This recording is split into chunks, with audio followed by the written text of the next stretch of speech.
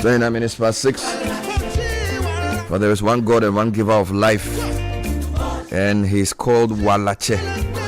And because he gives life, we shall not be afraid of death. You are the one who directs our path. You order our steps. This morning I'll give you business sense from a very interesting scripture I got this week.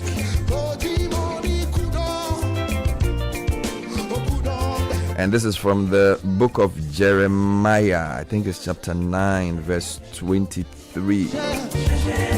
Actually, Jeremiah 10, 23. And it's in a spirit of direction.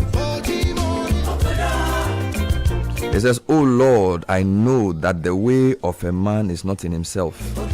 It is not in man that walks to direct his steps." Then it says in verse 24, "O Lord, correct me, but with judgment, not in your anger, lest you bring me to nothing. I know that the way of a man is not in himself. It is not in man that walks to direct his own steps. Correct me, but with judgment." So you are the one who shows me the way. He says, I don't know the path to take, but when I know him, he will certainly show me which way to take. Perez music with time 6:31, Thursday morning. What a beautiful song. What a great way to start your morning. Ask God for direction. The giver of life. In his favor of life. In his favor is life. Weeping may endure for a night, but joy comes in the morning. It's a great joyful morning on 97.3 Citi FM. Business Sense brought to you by Stanbic Corporate and Investment Banking, partnering with businesses driving Ghana and Africa's growth, from energy to mining infrastructure to trade. We finance the ideas and enterprises that empower economies. Our partnerships with market leaders in the energy, trade and mining sectors prove that when ambition meets expertise, growth is inevitable. Reach us on 0302815789. Speak to our CIB team or visit stanbicbank.com.gh.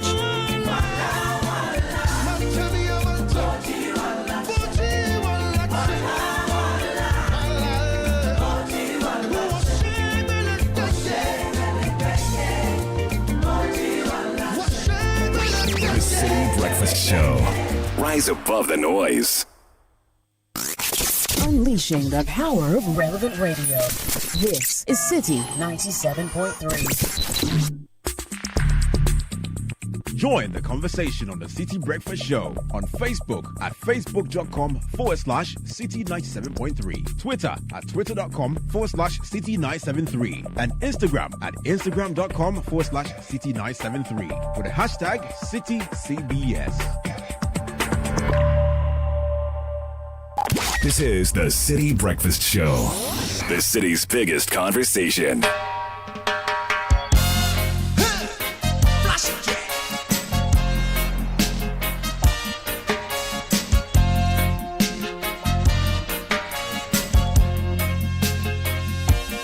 Stepping out, stepping out, Citi 97.3, stepping out. Stepping out, open sesame, here comes Rastaman. Abacadabra, catch me if you can. I know you find it hard to believe that I am the genie of your lamp, and I can do anything you wish, but right now I'm commanding you to dance. Stepping out, stepping out. Oh, I'm stepping out, stepping out. Invisible music, beam me up to the cradle of sound. Rhythm and dance. A pulse made of steel can't be intimidated, will not stop in spite of intimidation. Stepping out. Yes, sir. 6:34 Citi Breakfast Show. Launching out into the deep. Stepping out. Your salary deserves better. Switch to Fidelity Bank today and enjoy amazing benefits, including lower interest rates, higher loan amounts, personalized financial support, and a smile that lasts. It's time to switch and smile wider with Fidelity Bank. Call 0800 003 355. Oh yes. You can also reach us on fidelitybank.com.gh or social media at fidelitybankgh. Believe with us. Your favorite Total Energies lubricants have had their prices slashed. Your favorite 4-liter 9000 SAE 5W40 down to 107.50 from 118 Ghana cedis. 5-liter quartz 9000 future 0W20 down to 134 from 148 cedis. And your 4-liter Rubia Fleet HD 415 W40 is now 72.50 cedis, down from 80 cedis. You can get these prices anywhere. Rush to any Total Energy station nationwide. Enjoy premium quality engine oils, transmission fluids, and coolants. Choose Total Energies, choose quality. It's an interactive show. Catch me if you can. Open sesame, here comes Rastaman. Abracadabra, catch me if you can. An interactive show is what we promise. Your comments and feedback is what we crave. 053-998-6996. That's the number. Save it on your phone as Citi FM WhatsApp. 053-998-6996 is the number we use for this show and other shows. Richard the Last Guy is in a very nice, I won't call it, is it Fugu? Yes, this Yes, a Fugu, yeah, yes. nice one. It's a Gonja one. Yes, a beautiful one. I didn't know the difference. Yeah. How do you know the difference? Is it the length of the stripes or Sometimes it's how you perceive it. what? Okay, so this is a Gonja one. Yeah. Oh, Because okay. they bury them small, where they do a few things. You get it? This man. I see. Maybe one day somebody will come and show us Yeah. during Heritage Month Yeah. the difference in the smokes. Yeah. So So there's the Gonja one, there's a Dagomba one, and the others too. Yeah, there's one from Y and then Upper East regions. And when you see, are you able to Yeah, differentiate? they are fairly bigger. You see the size. It's much wider. Yeah, that's right. So good morning to Honorable Rashid Papu. He taught you this thing. Oh yeah. Oh, okay. My man, pa. Caleb, good as well. Good morning, Caleb. How you doing? Good morning, Bernard. I'm very well, It's thank great you. to have you. So, what are you saying with the Daily Graphic? So, Daily Graphic, I am committed to party welfare. Dr. Baumia is here. Nyindam remains Pandai MP. Supreme Court rules, and the Bank of Ghana has dropped policy rate to 15.5%. But the big one here is protecting forest reserves from Galamsey. Chiefs residents call for military camps. It comes with a photograph of some young men being marched through deep waters heavily polluted by Galamsey with gun-wielding forest guards and rapid response team in the Oda River Forest Reserve. Hey. Okay, let me take you to the Ghanaian Times. Saglemi project bounces back. Government picks developer to complete housing scheme. This is according to the Minister for Is the this Sector. another developer from the one? Oh, they say they have signed some joint venture, whatever it is. Charting a new course, the GMA's reset agenda 1 year on. Also, we have a story here talking about no rerun at Pandai. Supreme Court overturns High Court order, and Matthew Nyindam is here smiling on the front page. And Ghana-China trade hits $14.1 billion in 2025. Chinese envoy talking here.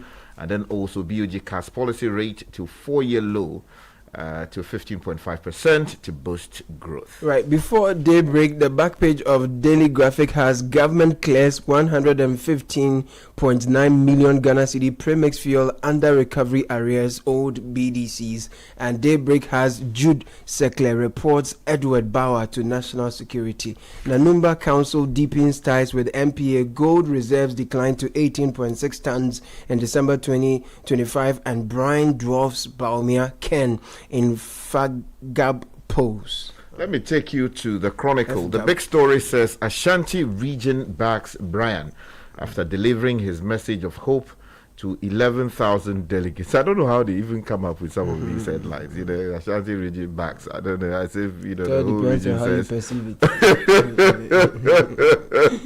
Also from me this morning, APL poll reveals Baumia will win one touch. All of these polls will be decided on by Saturday 8 p.m. We all know our level. I know my level.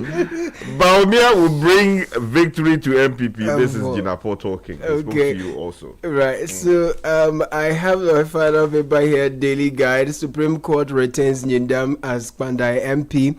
NDC Pandai review plan unnecessary. This is Minority John Darkon speaking there.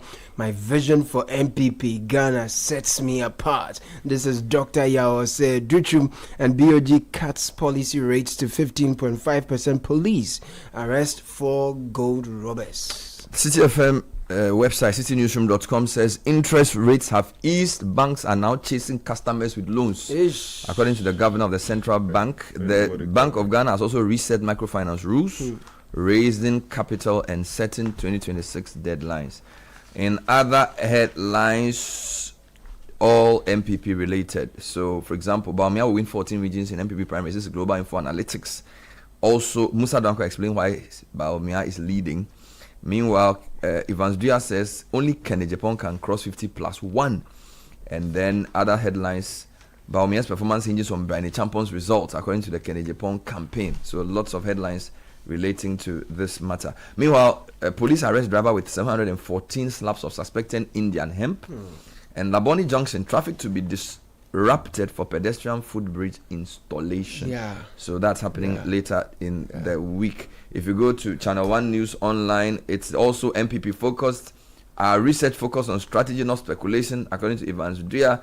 Meanwhile, Musa Dankwa says this also outlines the key factors behind Baumia's projected win. Takrady Port berths largest bulk carrier vessel in West Africa. That's a good one.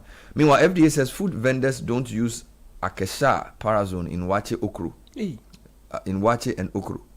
Akesha? Who is saying that?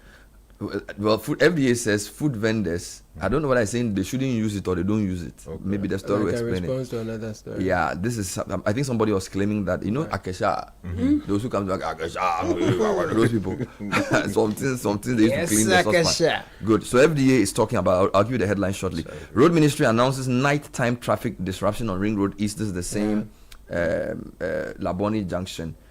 Meanwhile, according to a very interesting article by Zainat Isahaku, beyond Jollof, why Wache could be Ghana's most distinctive culinary export. I actually agree. You know, the Jollof is from, how do you call Senegal? it? Senegal. But Wache, we see our thing. Are you sure? Oh, Wache is also from somewhere. You never know.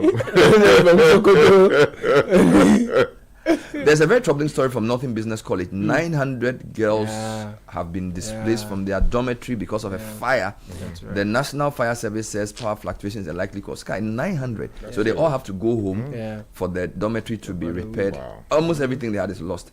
If you go to other headlines, for example, my journal lines, Africa must be unapologetically selfish as global order fracture says. I'm Jonah speaking there. Meanwhile, Matthew Nyinda has been speaking. He says, I was prepared for any outcome. I almost lost hope along the way, as he grants an interview after his return to Parliament. Let's get into the details of the story, gentlemen. Nyindam remains Pandai MP. Supreme Court rules. Jocelyn Kafui Nyaji writes on page 13 of Daily Graphic this morning that the Supreme Court has quashed the decision of the High Court in Tamale that nullified the 2024 parliamentary election results for the Pandai constituency in the northern region. The decision on the application filed by the Member of Parliament for Pandai, Matthew Nyindam, was taken by a majority of 4-1, with Justice Gabriel Puaman dissenting.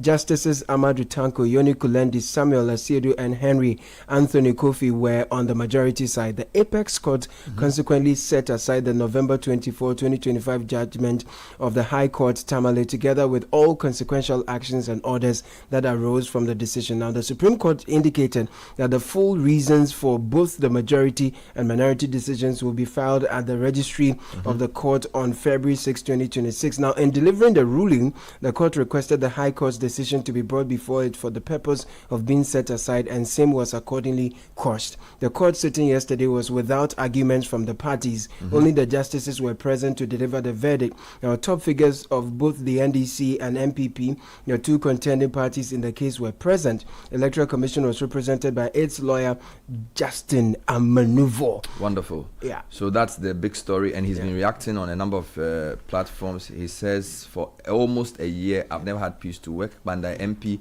after Supreme Court victory, and this story says, he told Joy News that the party had been marked with fear, uncertainty, and emotional strain. The lawmaker said the legal battle over his parliamentary seat made it impossible for him to work freely as a member of parliament. His remarks followed the decisive ruling by the Supreme Court, which on Wednesday put the matter to rest with a 4-1 majority decision. Sky. Okay, let me take you to other matters. So the Saglami project is something that many of us have expressed serious reservations about because of how it's been handled over the years. Now, page 12 of the Ghanaian Times has a story that says that it is bouncing back. Okay. And the story is by Julius Yao-Petechi in the Ghanaian Times, and it says the Minister of Works, Housing and Water Resources, Kenneth Gilbert Ejay, has disclosed that his office has settled on a developer for the completion of the Saglemi affordable housing project. Wonderful. Now, he said the ministry has intensified and concluded engagement with the developer and is awaiting advice from the Attorney General and Minister of Justice for the commencement of works on the stalled project. There's a quote here that says, following the completion of the developer selection process led by Deloitte Ghana, the head of terms have been duly signed by both parties. The joint venture agreement concluded among all parties as well as the shareholders agreement drafted and mutually agreed upon. It goes on to say the document is currently with the Attorney General's Department for review and finalization. So this is different from what the Honorable Kojo Ponkuma did when he was at the ministry on the same Saglemi thing. It's the same project. Yeah, we hope that maybe even if no? it is different or the same in substance, the outcome will be that that project is safe. Because anytime I pass there, I get angry. Charlie. We are making progress in coastline, housing, water subsectors. This is the same minister. Okay. And Kester Abraham Kranche is writing for page 16 of Daily Graphic that the Minister for Works, Housing and Water Resources, Kenneth Gilbert Ejay, has outlined achievements made by his outfit in 3 core subsectors, aligning them with the government's reset agenda, which is focused on equity, sustainability, and transformation. They are coastline and drainage interventions and housing and water sectors. The minister was speaking during his first presentation at the Government Accountability Series in Accra. So he talked about coastline protection projects at Commander, Ningo Prampram, and Elmina. He says they had all been completed, securing approximately 15 kilometers of coastline and protecting lives and livelihoods. On housing, I think the Saglemi points came. And then issue. On water, he says to address the Water Resources Commission was raising 34,000 seedlings for buffer zone restoration and also developing a water resources assessment system to be linked with the Minerals Commission's platform to help regulate mining near water bodies. Well, I want to take you to a story involving the Vice President of the Republic. She's talking about VALCO. So we are talking about how to save a number of state institutions. Yes. So page 14 of the Ghanaian Times has a story and says the Minister of Lands and Natural Resources, Mr. Emmanuel Kofi Amaboa, has reiterated government's commitment to modernize and revive VALCO. Now, he said plans were underway to revive VALCO and ensure it provides maximum benefits to Ghanaians, reiterating VALCO's potential as a pillar in driving Ghana's industrialization. Now, the minister made the disclosure when the Vice President, Professor Jane Nana Opoku-Agyeman, paid a working visit as part of efforts to enhance the accessibility of the presidency to all. Now, briefing the Vice President on the ministry's mandate, the agencies under its purview and the challenges it inherited as ministry, he said, VALCO is a quiet lion that can change our economy or country.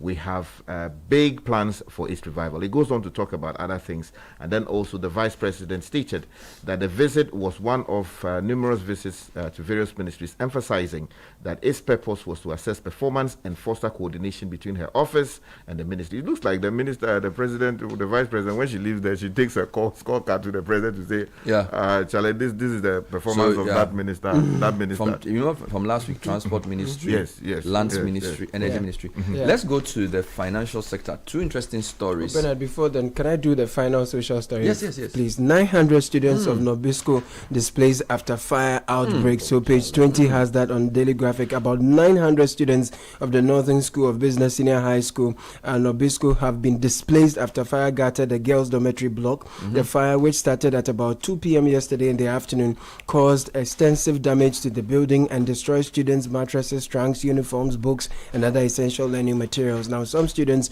reportedly collapsed out of shock during the incident and were rushed to nearby health facilities. The students could not salvage their belongings as the fire spread rapidly, leaving them helpless until personnel from the Ghana service arrived. However, personnel managed to bring the situation under control, preventing the flames from spreading to other parts of the school. Now, on the economy, two interesting stories.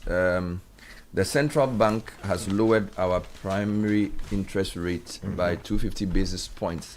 This is the lowest in 4 years. The GNA's headline says Ghana has recorded its lowest monetary policy rate in 4 years, following a 250 basis point reduction by the MPC of the BOG to 15.5%. Now, the last time the policy rate was lower was in July 2021, where it stood at 13.5%, before successive increases took it to a peak of 30% September 2023, with some fluctuations in 2024. So at their 128th MPC meeting, Dr. Johnson Pandit, Siama, governor of the central bank, said the reduction from 18% to 15.5% was aimed at ensuring that recent macro gains translated into sustainable economic growth. Now, on citinewsroom.com, he says commercial banks are beginning to actively court borrowers. And he says this indicates improving liquidity and conditions and a strengthening banking sector following recent monetary easing. So he says the banks are now looking for people to lend money to. Still on the economy, the debt has fallen by 40 billion cedis in 2 months. This is by Jibril Abdul Mumuniji, and he says Ghana's public debt stock declined by about 40 billion cedis in the last 2 months of 2025, according to the Bank of Ghana's latest summary of economic and financial data. The data showed that total public debt fell from 684.6 billion cedis in September 2025 to 644 by November. So good things are happening. Finally, there are some changes also. BOG is resetting microfinance rules, raising capital and setting a 2026 deadline. So if you run a microfinance company, listen to this carefully. The Bank of Ghana has rolled out a far-reaching reform of the microfinance sector, raising minimum capital requirements, restructuring the industry into clearer categories, and giving operators until December this year to fully comply, a move aimed at strengthening confidence, protecting depositors, and stabilizing the financial system. At the center of the new framework is a significant increase in capital thresholds. Existing institutions seeking to transition to microfinance banks will be required to raise a minimum of 50 million cedis, while new entrants will need 100 million cedis, marking a sharp shift from previous requirements. Okay, so Bernard, let's take you to some other stories. Politics is very much in the headlines. MPP. The MPP is heading to the polls, and if you go to the Chronicle, they have a number of stories on a number of the aspirants. So the first one talks about APL poll reveals Baumia will win one touch. That story is on page 3. Richard Owusu-Achiao writes that a nationwide poll conducted by Africa Policy Lens has placed former Vice President Dr. Mahmoud Baumia in a commanding position ahead of the New Patriotic Party's presidential primary elections, following constituency level engagements with party delegates. Now, the poll conducted between December 8, 2025 and January 3, 2026 was led by Dr. Hayford Mensah, Director of Research, and he goes on to talk about details. But the point is that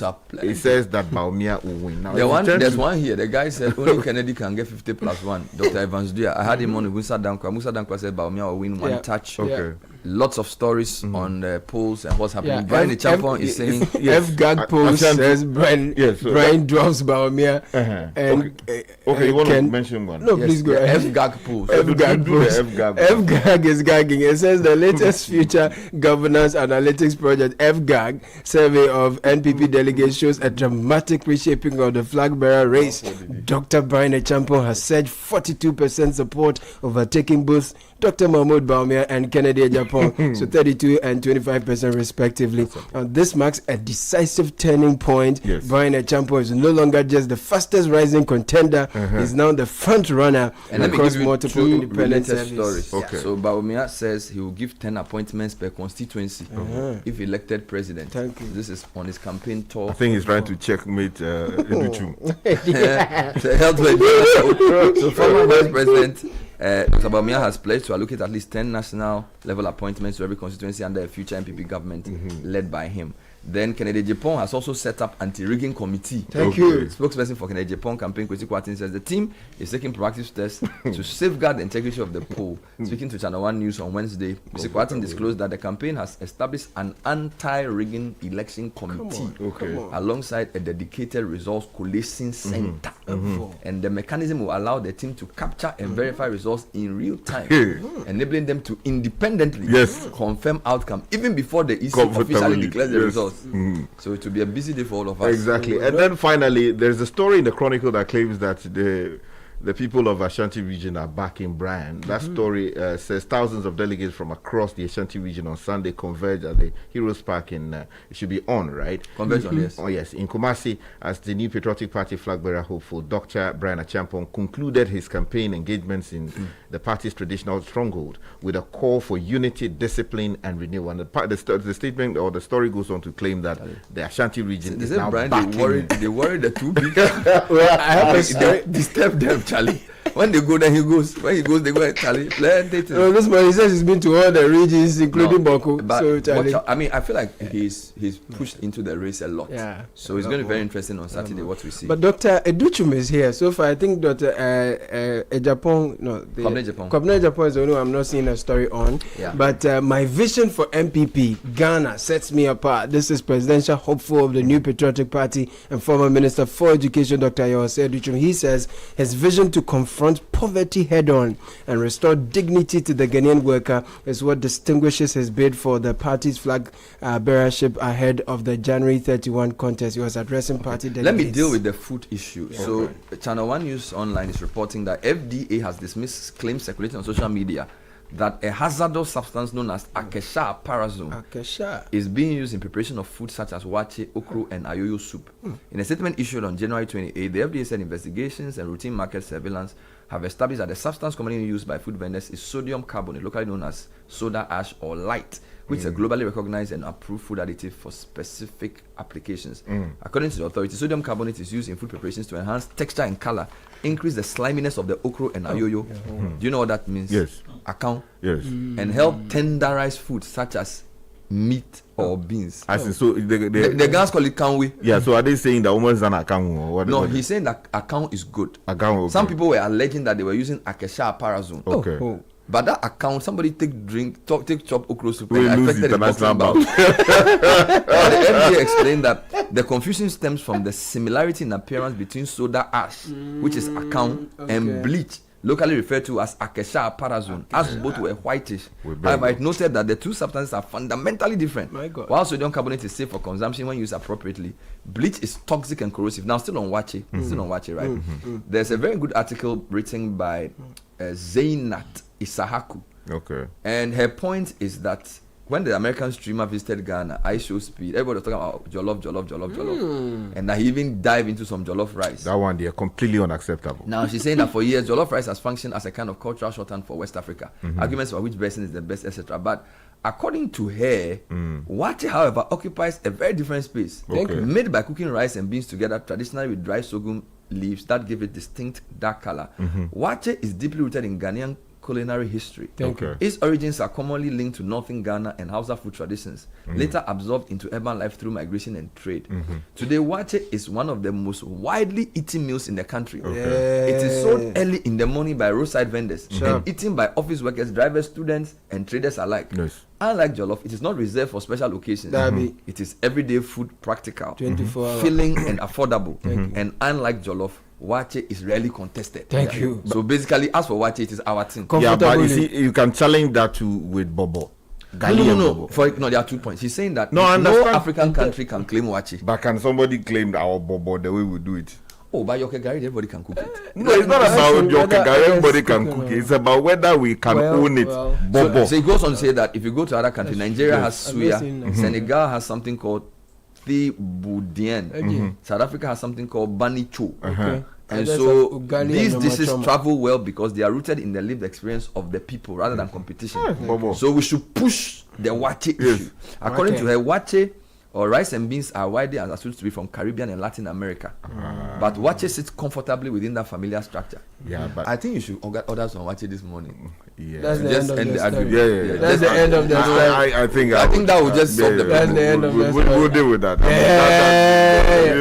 Mr. Speaker. I just want to mention quickly. Yeah. Page 13 of the Yes. Ghanaian Times has a story that concerns all of us. Yes. GJ demands urgent action to stop attacks on journalists. The president should do something. The minister should do something. Drastic. We need to deal with the people who are misbehaving. Drastically. Thank you. That was the newspaper review. Coming up next, City Business News. Oh, jump on now. Go. Google me. At what time will you come back where I don't hear the sound of your car? Why you buy new car? No, I not change my car. It be the same ride. It be the fuel way I change. Way one shouts it. Ever since I started using the all-new Excellium Premium Fuel, fortified with 3-in-1 action. Oh, Joe, now my car they run like electric car. No, it's so. This is the type of fuel where they want to. Because now engine they cost. Where they want for way if I buy it, it go protect my engine. And with the small way I buy, I go drive, sir. Absolutely. It's like strapping a turbocharger to your engine and giving it a protector. And what they bust my mind, Seth, be the 3-in-1 action, no? Excellium, they prevent up to 99% of deposit. It be anti-wear, some be anti-corrosion. Won't pay when I open them. Hey, so where can I find this magical fuel? Just head over to any Total Energy service station and your car will thank you. Hey, then make a finish my gobe fast, then rush go Total Energies. My friend, but why your hand my gobe inside? I give you info. Make I feel the go too small. Go. Joe Pana. Excellium is designed to protect your car engine, decrease fuel consumption, and lower CO2 emissions. Don't say fuel, say Excellium. Choose Excellium, choose quality. This is the City Breakfast Show, the city's biggest conversation.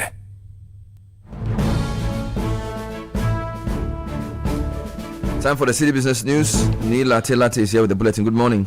Good morning, Bernard. This is the breakfast edition of City Business News on 97.3 City FM, brought to you by MTN, EcoBank, and Valex. Coming up, government to finally support recapitalization of Bank of Ghana 4 years after post-DDP losses impaired the balance sheet of the central bank. Also, brace yourself to pay more for goods and food items if planned implementation of local cargo insurance policy takes off on February 1.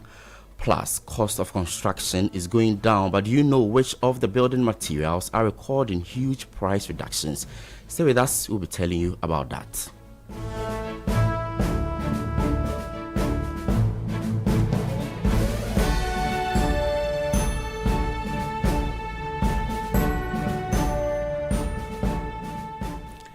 I am Neil Latte. Many thanks indeed for choosing us. Details of our stories now. The Bank of Ghana has confirmed government support in its recapitalization after the significant balance sheet strain it recorded after DDP. Finance Minister Dr. Kasayel Atoforsen had in the past ruled out the use of taxpayer funds to recapitalize the bank, insisting that any recapitalization of the central bank must be done through internal reforms and restructuring rather than direct budgetary support. But speaking at the 128th MPC press briefing, Governor Dr. Johnson Isiama said engagements with the government on restoring the bank's financial position have been constructive towards policy credibility and operational independence. A recapitalization of Bank of Ghana. So I mentioned that the Bank of Ghana Amendment Act was passed barely about a month or two ago, where it is stated there explicitly. And so I believe in the commitment of government. So far, we have had some fruitful discussions with government. They are going to help support to repair the balance sheet of the central bank. Remember, it started from 2022 when the domestic debt exchange program, came in. The central bank had to take, a chunk of that task, all in an attempt to protect the country. And so it is only fair that the wounds you suffer as a result, you are helped to recover from those. And so rest assured, the central bank will be recapitalized. We'll make sure that we remain policy solvent. We'll make sure that we are able to carry out, our operations in line with our mandate. That's Dr. Johnson Isiama. He's Governor, Bank of Ghana, but we stay with him because he's calmed market concerns over the cedi's early year depreciation, describing the recent movement as normal and short-term, largely driven by seasonal and speculative factors. The cedi has depreciated by an average of 4% against all major trading currencies since the beginning of the year. But monetary authorities say there is no cause for alarm. Here's Governor Dr. Johnson Isiama again. The cedi must move up, but then it must move down. Our objective is to ensure that the volatilities are not excessive. And so don't get worried if you see the cedi moving a little bit. It is normal. A number of factors, impact the cedi at any time. There are short-term factors, uncertainty of any kind, speculative behaviors, some noise in the market. Those can just move the rate, not because anything is wrong. So what is happening currently, we believe is more of the short-term kind of, factors, uncertainty, etc. But it will fall in line. We are observing the trends. We are working. Our financial markets is on top of the job. We announced a number of reforms in the financial markets last year. This year, we are going ahead with further reforms. The interbank FX market is working better now. And so we believe that FX intermediation will become more fluid going forward. And so the cedi should be relatively stable going forward. Governor of the Bank of Ghana, Dr. Johnson Isiama. With that in mind, let's go in for a quick forex market update. The dollar is being retailed at 12 cedis 10 pesos. The British pound is going for 16 cedis 30 pesos. That of the euro could be sold to you at 14 cedis 20 pesos. These are average rates from forex bureaus and not the interbank rates published by the Bank of Ghana. Away from that, the business community is mounting strong opposition to the planned implementation of the local cargo insurance policy, warning that it could raise costs and bring about price increases across the economy. Business groups such as Aguta and Fabak are demanding an immediate suspension of the policy, which is scheduled to take effect on February 1, 2026. Speaking to Citi Business News, Guta President Clement Boateng cautioned that the added insurance requirement could ultimately be passed on to consumers through higher prices.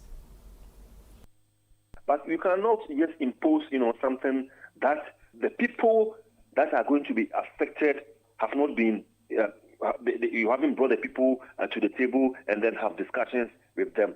It is unacceptable. Is it going to be a double insurance or what? We don't even know the premium. We don't know anything about it. So we have called on the Insurance Commission to cease the implementation on the 1st February as they have indicated. Because it is definitely going to be involved cost. And already Ghanaians are crying that the things are expensive, especially for the fact that we have reduced prices. And now we are going to add another layer of cost. No businessman is a Father Christmas. Once he or she incurs cost, definitely it must be passed on to the consumer. Clement Boateng is president of the Ghana Union of Traders Association. Now here it is. For the first time in almost 2 years, rising prices of key construction materials are no longer the dominant drivers of higher building costs in Ghana. New data from the Ghana Statistical Service indicates that a broad range of construction input either declined in price or remained largely stable throughout 2025, a development which eased the pressure on developers and contractors after an extended period of sharp cost escalation. Citi Business News was at the market to assess the reality of the data, and here is what we gathered. At the center of this shift are reinforcement bars and cement, two of the most critical and expensive building materials. Reinforcement prices declined by 7.3% year-on-year, while cement prices fell by 5.1%, marking a clear turning point in construction affordability. But the relief goes beyond headline materials. Prices of burglar proofing dropped by 3.8%, small tools by 2.7%, and roofing sheets by 1.9%, according to the Prime Building Cost Index for December 2025. Plumbing materials also recorded a 0.5% decline, while toilet accessories fell by 0.4%. Other commonly used inputs showed signs of stability rather than inflation. Fine aggregate and metal work posted marginal increases of 0.3%, 0.4% respectively, essentially flat compared with the sharp jumps seen in 2023 and 2024. Together, these 10 items, dubbed as the cost cutters of 2025, account for a significant share of everyday construction spending, particularly in residential and small commercial projects. Their price trends stand in stark contrast to the volatility that plagued the sector in recent years.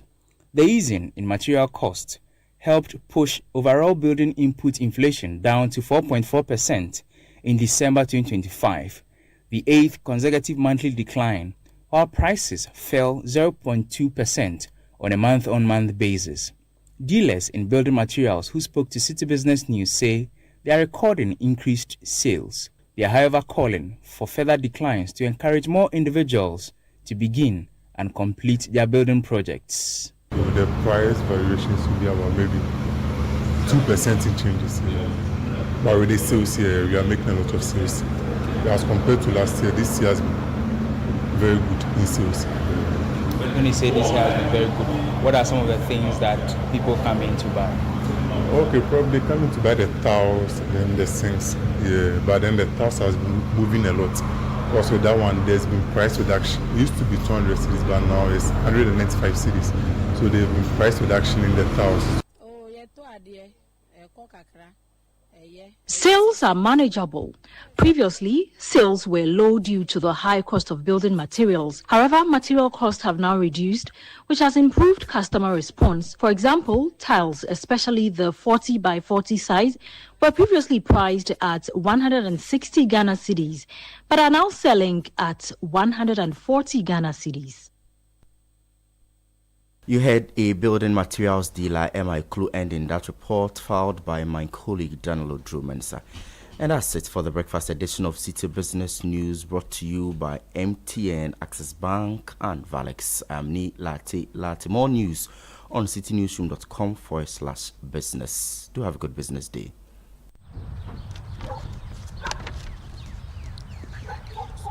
Hey, do they want to sack you dry?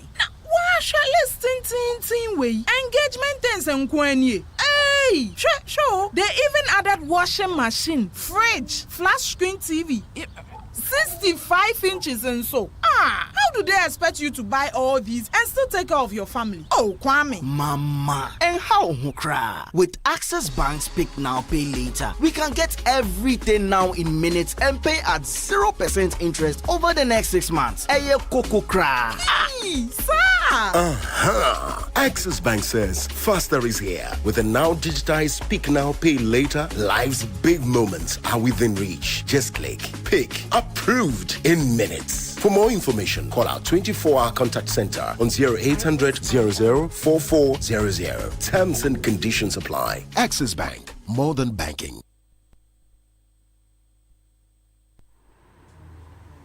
Je m'appelle. Je m'appelle. Je m'appelle. Mappé. Et Mappé. Hey, Asamo. French idiot. This is a midi croissant. Meet Aja. She makes sobolo in a small shop in Kaswa. She's going places with MTN Ejumapa. Now, she's learning French kakra to teach her francophone customers indigenous recipes. Watashi no namae wa. Watashi no na. My boy. Whoa. She's learning Japanese too? Watash. What? If you're a woman with a small business, join MTN Ejumapa today by dialing *5060# and enjoy 150 megabytes data, a lifestyle bundle for social media, free MTN to MTN calls every Monday, and an insurance cover. You will also gain access to expert training, discounts on digital tools, and financial support to grow the business of your dreams. Terms and conditions apply. MTN.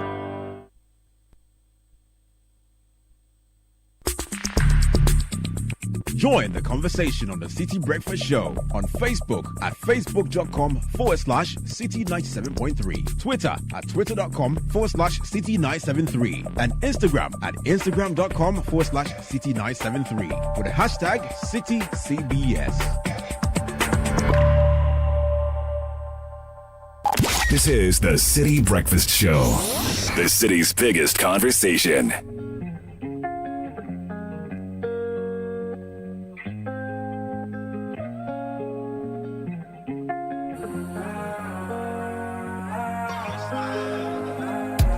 Caleb Kuda here.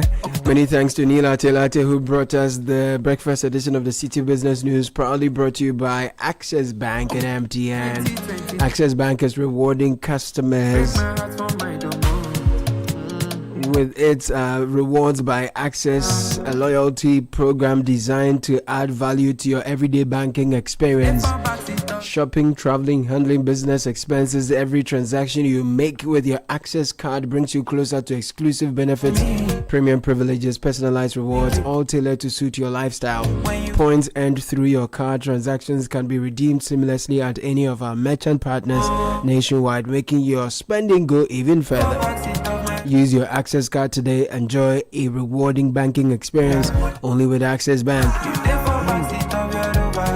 Visit loyaltyrewards.ghana.accessbankplc.com. Toll-free number 0800 004400 for more details. Access Bank, more than banking. MTN is making the acquisition of the eSIM way easy because no one loves queues.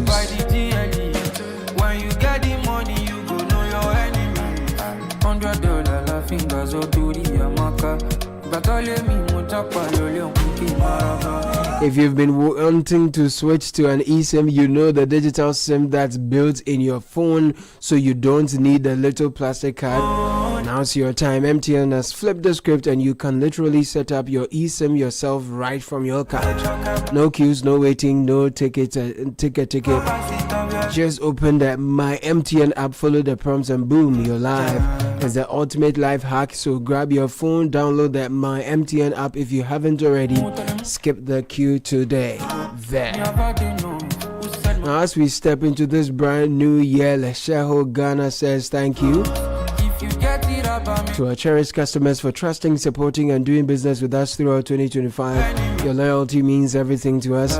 In this new year, we look forward to working with you even more, supporting your goals, your dreams, your financial growth, and improving your lives with innovative financial solutions from all of us at Lesheho Ghana. We wish you a prosperous, fulfilling, and successful new year. Lesheho Ghana, let's improve lives. Shell is giving out a filling after filling. Drivers all over the country are winning big just by trying the new and improved Shell fuels, and you could be next in our upcoming weekly draw. From now till the end of February, buy 300 Ghana cedis or more worth of the new and improved Shell fuels and stand a chance to win big. 1 month, 3 months, 6 months, or even 1 year free fuel up for grabs. What a feeling. Don't miss this opportunity. Visit the nearest Shell service station. Fill up for an opportunity to become one of our weekly winners. The promo is regulated on the NLA by the NLA on its Caritas Lottery platform. New and improved Shell fuels, better by far. Shell and Lesheho are proud to be associated with Kickoff, which is coming your way shortly. Toshiba, Araba Benin. This is the City Breakfast Show, the city's biggest conversation. Hangs it up there. The goalkeeper's there! Oh my goodness gracious me!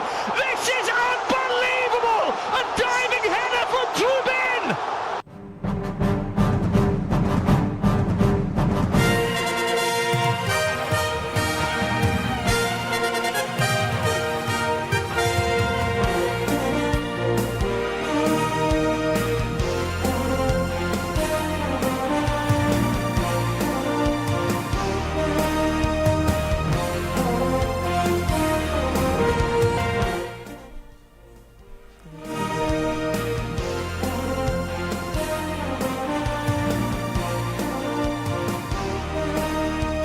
Benfica pushing for a decisive goal against Real Madrid found the unlikeliest of heroes in the 98th minute. Their goalkeeper came up with a last gasp free kick and scored the winner. Hear all about the chaos and the incredible match-winning moment from all 18 matches right here.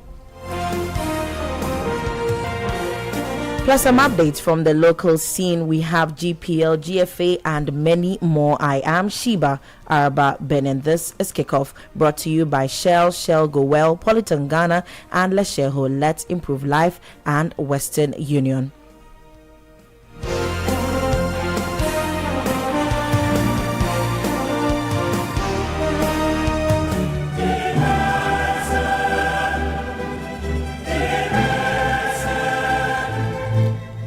Let's get into the details of the bulletin now.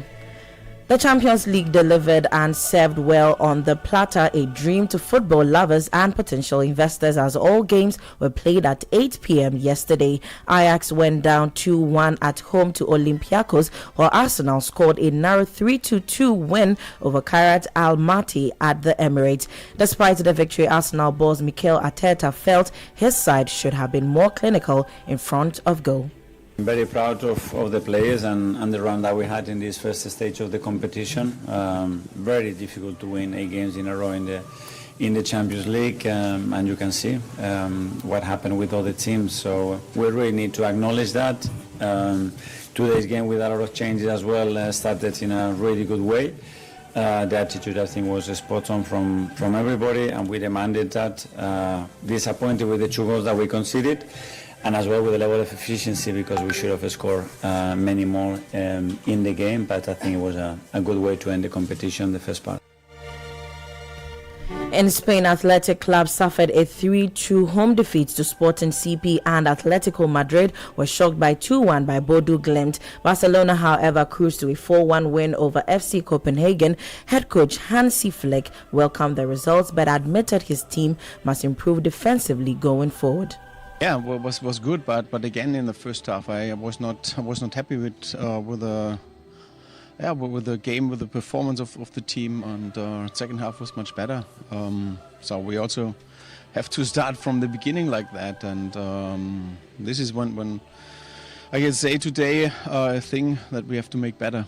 We got the first goal, and we play inside, and normally we want to play outside.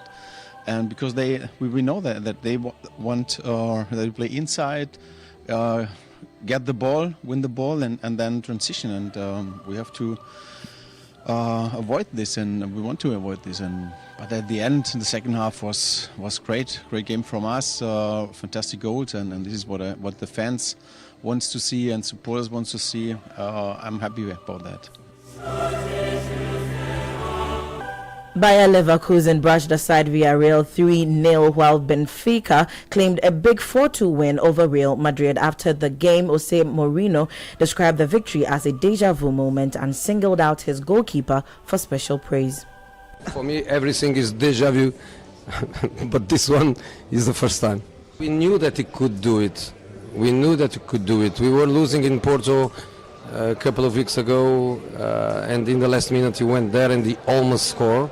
So we know that the big guy is capable of this. The quality of the service, of course, is the most important thing. You have to put the ball there, but it's an amazing goal for the guy. Now, Inter Milan beats Borussia Dortmund 2-0 away from home club Bruges. Hamed Marseille 3-0, and Tottenham Hotspur picked up a solid 2-0 win against Frankfurt. Liverpool put on a ruthless display at Anfield, thrashing Karabakh 6-0, while Manchester City recorded a comfortable 2-0 victory over Galatasaray. Monaco and Juventus played out a goalless draw at the Diego Armando Maradona Stadium. Chelsea edged Napoli 3-2 in a pulsating encounter. Chelsea head coach Liam Rosenior admitted the intensity of the game took its toll on him. I aged a lot. Yeah, I haven't heard the last of that interview. It was probably not the best interview to give at the time. I paid the price for it, but no, the players are showing really good things with me. I'm so happy with them. We're on a good run of form, and hopefully that can continue. Let's now also hear from match hero Joao Pedro, who scored twice to secure the win for Chelsea. I'm very happy first for the victory. I think the team did a brilliant game. And my goals I tried to do my best always to help my teammates, and today I could score 2 brilliant goals. And the important thing is the 3 points. The coach said to us to be positive, to try to be calm and to put our game on the pitch. And I think in the first half we didn't do it that much. I think the second half the game was more open, and I think that's why we scored 2 goals. Now elsewhere, Pafos FC defeated Slavia Prague 4-1. Paris Saint-Germain drew 1-1 with Newcastle United. Bayern Munich beat PSV 2-1, and Union Saint-Gilloise edged Atalanta 1-0. At the end of match day 8 on Wednesday, January 28, the UEFA Champions League phase has come to a close, and 12 teams have bowed out of the competition. Among the clubs eliminated are Ajax of the Netherlands, Napoli of Italy, Athletic Club from Spain, PSV, and French side Marseille. Others exiting at this stage include Villarreal, Frankfurt, FC Copenhagen, Slavia Prague, Union Saint-Gilloise, Pafos FC, and Almaty. These teams finished between 25th and 36th of the overall league standings, meaning their Champions League journey ends here with no place in either the knockout phase or the playoffs.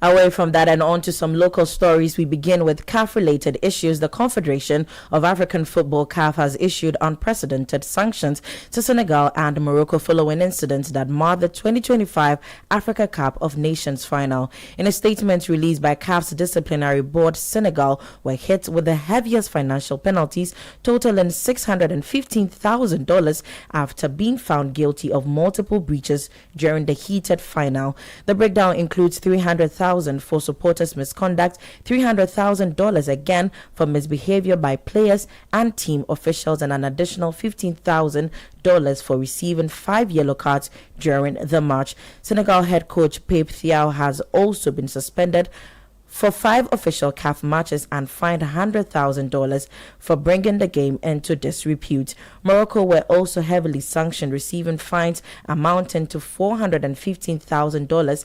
CAF fined the North Africans $200,000 for misconduct by stadium ball boys and $100,000 for the behavior of players and officials. Meanwhile, CAF dismissed Morocco's appeal seeking to have Senegal stripped of the AFCON 2025 title, an appeal based on claims that Senegal abandoned the match by walking off the pitch. To the GFA, President of the Ghana Football Association, Kurt Edwin Simeon Okreku, says plans are already underway to reinforce the Black Stars technical team ahead of the 2026 FIFA World Cup.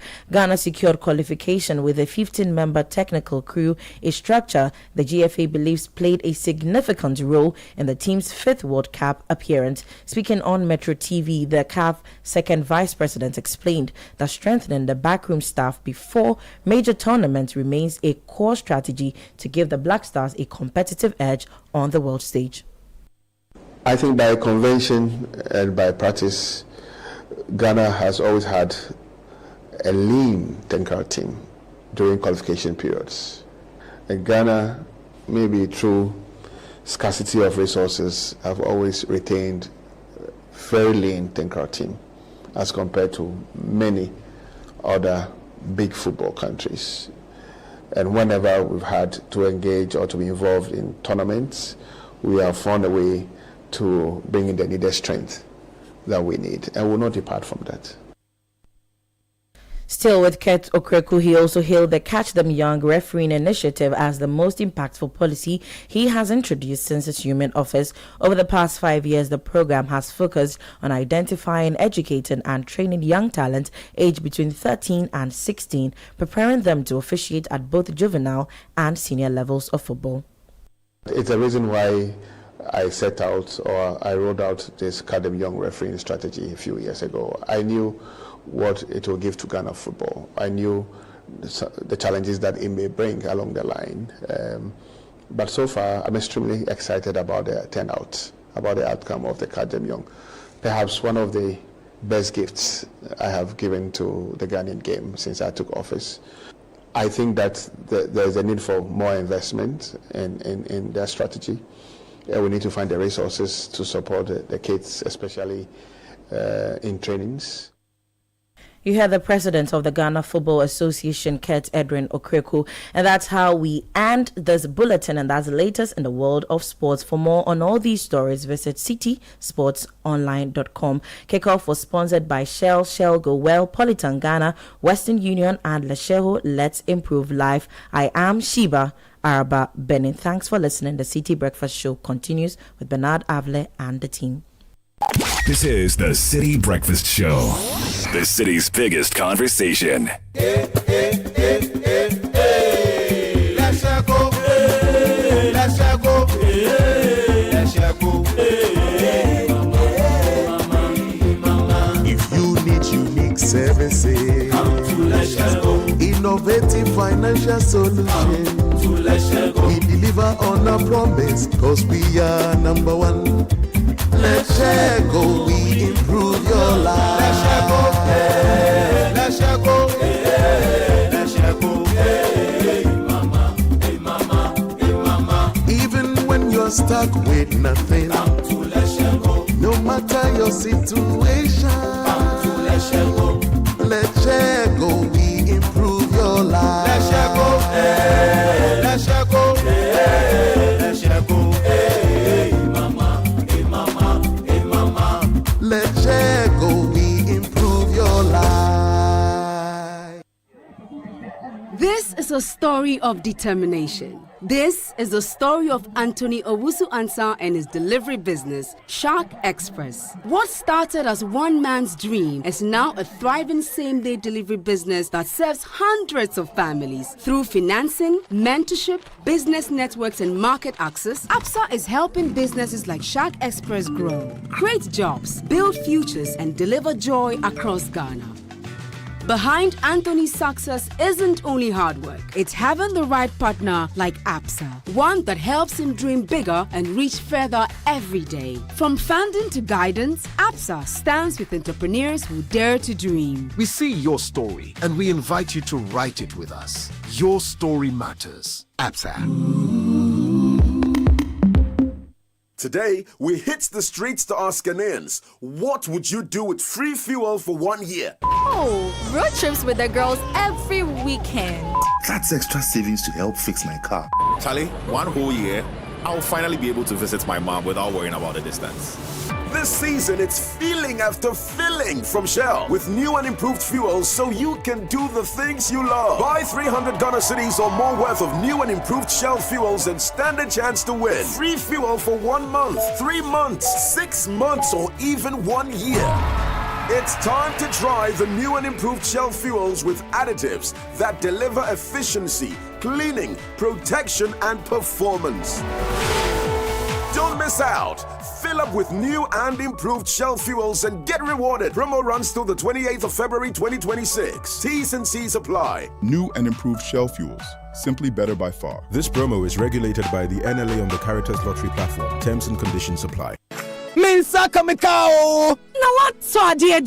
Hey, Charlie, what's it? Imagine buying your favorite gadget and driving home a sleek saloon car. Oh, yes! With Max Buys You Shop, You Drive promo, every purchase brings you closer to amazing prizes. Just shop any product from Max Buy and stand a chance to win a sleek saloon car, TVs, smartphones, and more. Your next buy could make you a winner. So what are you waiting for? Shop now and let's make your dream drivable with Max Buy. Max Buy. You shop, you drive. For further enquiries, call Max Buy on 054-401-9552. Terms and conditions apply. This promo is being run by the NLA on the Caritas Lottery platform. We want jobs, right? We want opportunity. It starts with what we eat. When we eat Ghana rice and buy local chicken, we create jobs for our own people, not for importers. Eating Ghanaian food isn't just a meal, it's a statement of independence, pride, and progress. Eat Ghana, build Ghana, our food, our future. The Eat Ghana, Build Ghana campaign is supported by Agri Impact Limited in partnership with the MasterCard Foundation and the 24-Hour Economy.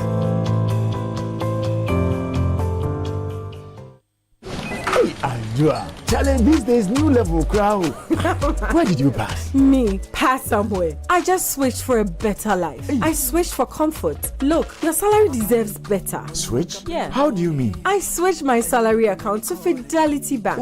And that's my jackpot. I get higher loan amounts with lower interest rates, as well as personalized financial support. They gave me a loan to expand my side hustle. And the terms are just flexible. Wow. Your salary deserves better. Oh, my salary deserves better, Pa. You see the way you are smiling wide? Yes, I will switch and smile wider. Your salary deserves better. Switch to Fidelity Bank today and enjoy lower interest rate, car and home loan, personalized financial support, and a smile that lasts. Switch and smile wider. Fidelity Bank. Believe with us. If I believe with us, Fidelity. If I know I lay aside, Fidelity. Join the conversation on the Citi Breakfast Show on Facebook at facebook.com/Citi97.3, Twitter at twitter.com/Citi973, and Instagram at instagram.com/Citi973 with the hashtag CitiCBS. We want jobs, right? We want opportunity. It starts with what we eat. When we eat Ghana rice and buy local chicken, we create jobs for our own people, not for importers. Eating Ghanaian food isn't just a meal, it's a statement of independence, pride, and progress. Eat Ghana, build Ghana, our food, our future. The Eat Ghana, Build Ghana campaign is supported by Agri Impact Limited in partnership with the MasterCard Foundation and the 24-Hour Economy. Whether you're buying water from your favorite spot in Osu, shopping online for the latest styles, or booking your next getaway to Dubai, MasterCard gives you the freedom to pay your way. Insert, tap, swipe, click. So many options, yet so easy. With layers of security protecting every payment, your money stays safe. From Trotro to travel, MasterCard connects you to the life you've earned and the one you dream of. Ask your bank for a MasterCard today. MasterCard. Safe, convenient, priceless. This is the Citi Breakfast Show, the city's biggest conversation.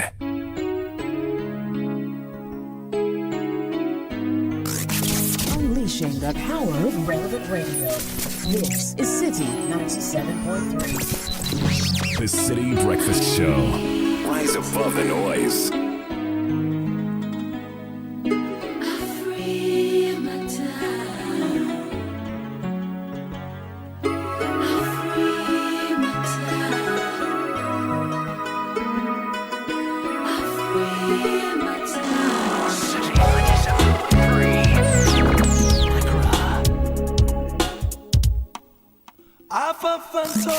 Unleashing the power of relevant radio. This is Citi 97.3.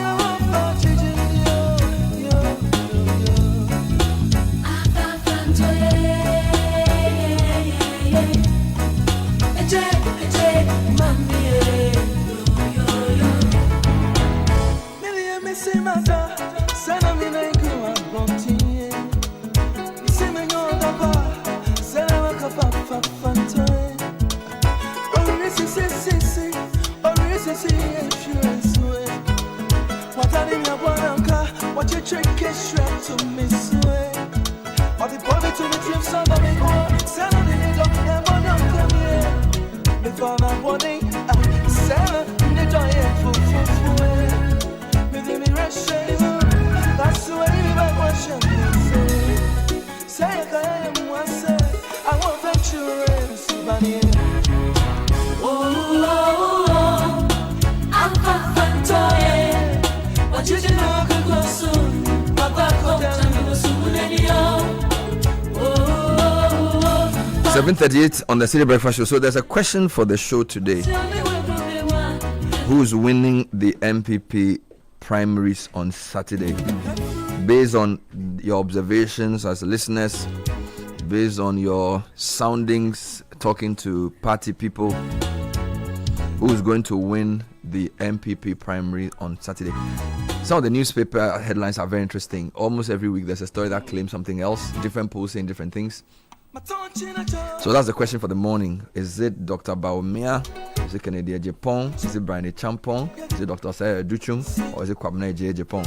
Send us your WhatsApp predictions. 053 998 6996. Lots of birthday requests coming through this morning. Kindly wish Stephen Ampedu of Universal Merchant Bank a happy birthday from his wife Rhoda and the entire Ampedu family. Stephen Ampedu. Please wish Priscilla Enima Ousu of the Chamber of Mines, from the Chief Servant and entire Chamber family. We celebrate your special day with joy and gratitude. Your dedication and continuous contributions to the mining sector are truly valued. May the Lord bless and keep you, make his face shine upon you and give you peace and be gracious to you. This is coming in from the Chief Executive of the Chamber of Mines to Priscilla Enima Ousu. Happy birthday to Eko Kofi of Technology and Transformation Department of Deloitte, from your country managing partner. Honorable Daniel Kofi Aware, we celebrate your sacrifice and dedication to Ekwapim North and our family. As our father and NDC chairman, you inspire us every day. We pray for good health, strength, and greater victories. We are proud of you, Dad. With love from Junior, Nanama, and Efua. Honorable Daniel Kofi Aware. Happy birthday to Mr. Ibrahim Mahama, CEO of Engineers and Planners Company Limited, Jata Cement Limited, Azuma Resources and Subsidiaries. Coming in from Rafik Mahama. He says, your impact on humanity cannot be quantified. You keep changing and transforming lives of many. Your vision and industry is unmatched. Your leadership is exceptional. You are an endless fountain of inspiration. From the management and board and staff of Engineers and Planners, Jata Cement, Azuma Resources, and others. Happy 7th birthday to our precious jewel, Aram Abena Bansa. You are deeply loved, highly favored, and wonderfully made, Dagbeneva, with all our love. From your proud dad, Kekeli, your mom, Nanama, and your little brother, Delali, to you, Aram Abena Bansa. And to our brother from another mother, Paul Senyaja. Grateful for your friendship, loyalty, and good vibes. Have an amazing day. From Michael Ejakwa, a colleague at the Ghana Statistical Service, to Paul Senyaja. My queen, Nanasika of Bank of Ghana, happy birthday to the love that makes my world spin. May God bless you boundlessly. I love you more than words can express. Happy birthday, my darling Edem, Aseye, and Kekeli. So many messages coming in this morning.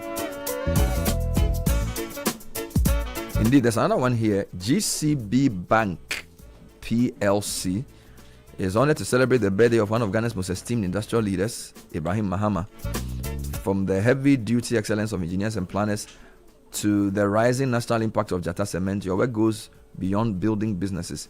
You are helping to shape the very future of Ghana. As you continue to reach new heights, GCB Bank is proud to stand with you and support your bold industrial vision. On behalf of management and staff, we wish you good health, greater success, and many more years of remarkable impact. Happy birthday, Ibrahim Mahama. From GCB staff, your bank for life.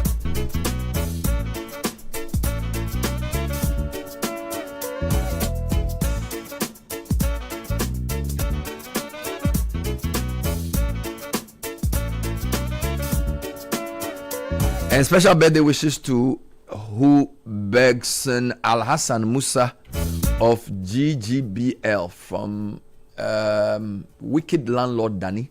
Enjoy this beautiful day, my guy. You are truly loved. All the requests are brought to you by MasterCard. Indeed, Don't just wish, spend to show your love. You can swipe, you can insert, or you can tap. So there's a question for the morning as the New Patriotic Party goes to election this Saturday.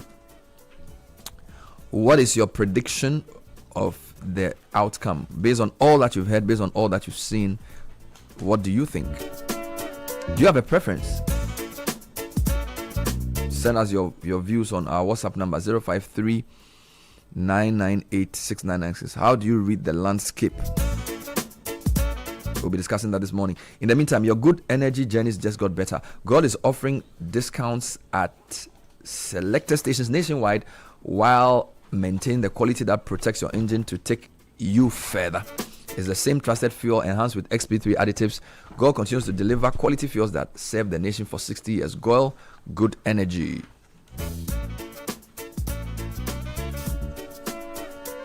This Valentine's Day, love takes flight with Africa World Airlines. Have you met someone special or you united with a loved one on an hour flight?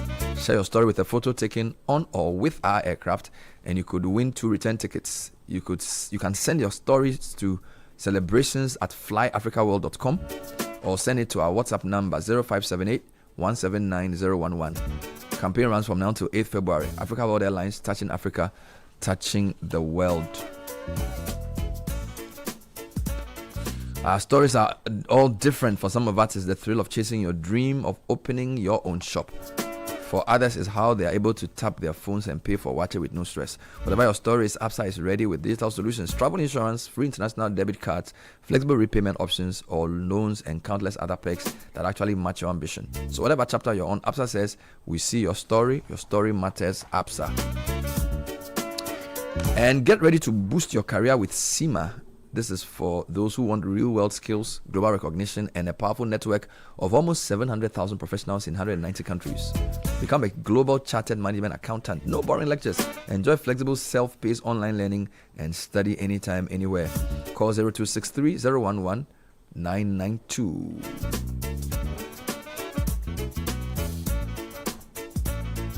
Do you know the song that I'm playing when you hear the intro? This sounds like a Machidede song. And which song is it? Okay, Akona, something like that. One day I'll play a game, I'll play an intro and you tell me what song it is. This is Edu Krobin, so Akona. Is that it? You know how much it is, pound. Yeah. It's very good.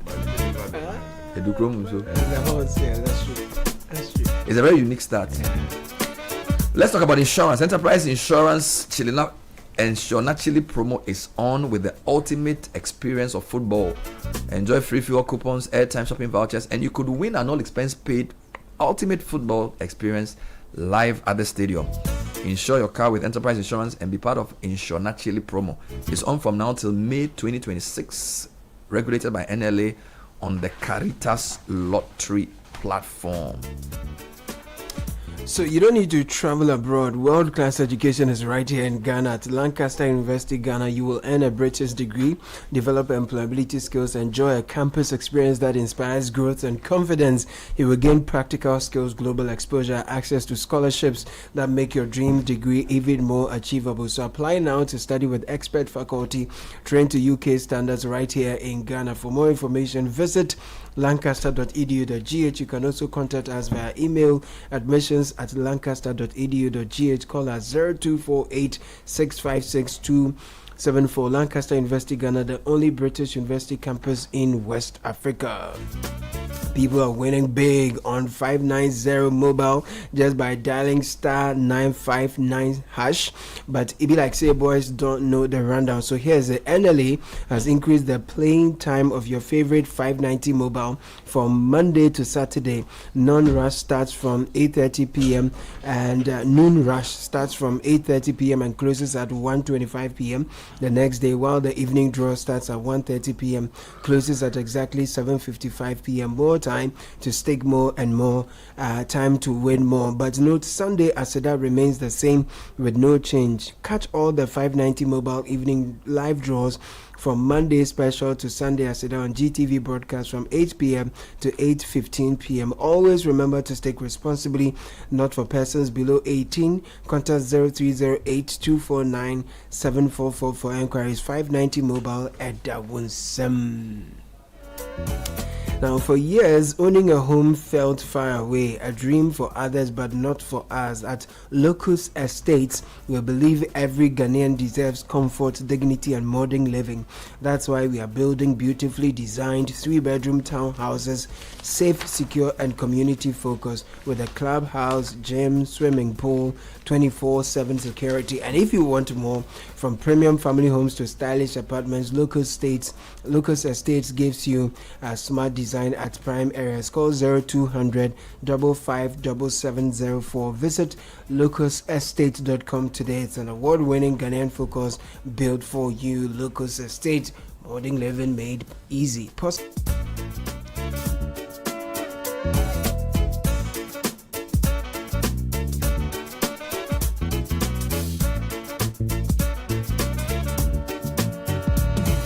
So if you notice, the newspapers have been heavy on the MPP. Yesterday, Kennedy Japan was on the front page of the Daily Graphic with a promise of job creation. Dr. Bawumia is on the front page today with a promise for party welfare. Brian Champon is on the Chronicle front page with a claim that he's shaking Ashanti. There's clearly more fever on the ground as the race gets to a final straight. Here are some comments. Good morning, CTCBS. Bawumia wins because everything he has been bent to make sure he's winning. I don't know if I'm reading this right or I'm just not seeing this well. Hi Citi, this is Samuel reaching out from Tel Aviv. Of the 5 candidates, I think Engineer Ejepon might be MPP's best bet. He's liked and respected by most and isn't one with a lot of debt in the public eye. But I think DMB will win this by around 57%, you say. Alrighty. So send us a WhatsApp message 053-998-6996. So yesterday I interviewed 2 people with 2 different polls. And it's interesting in Ghana, you can have the same race, different out predictions. Of course, it depends on the way they did their work and what they were looking out for. But Dr. Evans said he felt Dr. Kennedy Japan was going to win. He actually felt that only one person could cross the 50% line, and that was Kennedy Japan. He had worst case and best case scenarios. Musa Dankwa, who we've spoken to many times, believes Dr. Bawumia is going to win 1 touch, and he thinks it's 57 plus or minus 3, so either 54 or 61. Right. So if Musa is correct, that means that Dr. Bawumia on the upper end will match his 2023 result, or it could be much tighter. So I think that the first question to raise for the this panel is, do you get a sense that this race is tighter than the 2023 race? 2023 we had initially Alan, Kennedy, and then we also had Dr. Friye, Kwame Japan, and of course the Dr. Bawumia. And in that race, they had 2 rounds of voting, but they've decided to scrap that. So do we get the sense that things are closer here because the party is in opposition? Because in that one, the winner got 61 and the loser had approximately 38. And then there were a few others who got very low marks. So let me start with, does the race feel tighter just by observing the media coverage and the way it's going? Does it look tighter now than it did in 2023? Yes. It does? I think this looks much tighter because there's a certain vulnerability around Bawumia that did not exist the last time. The vulnerability being that he contested the election and didn't win. And that vulnerability means that it becomes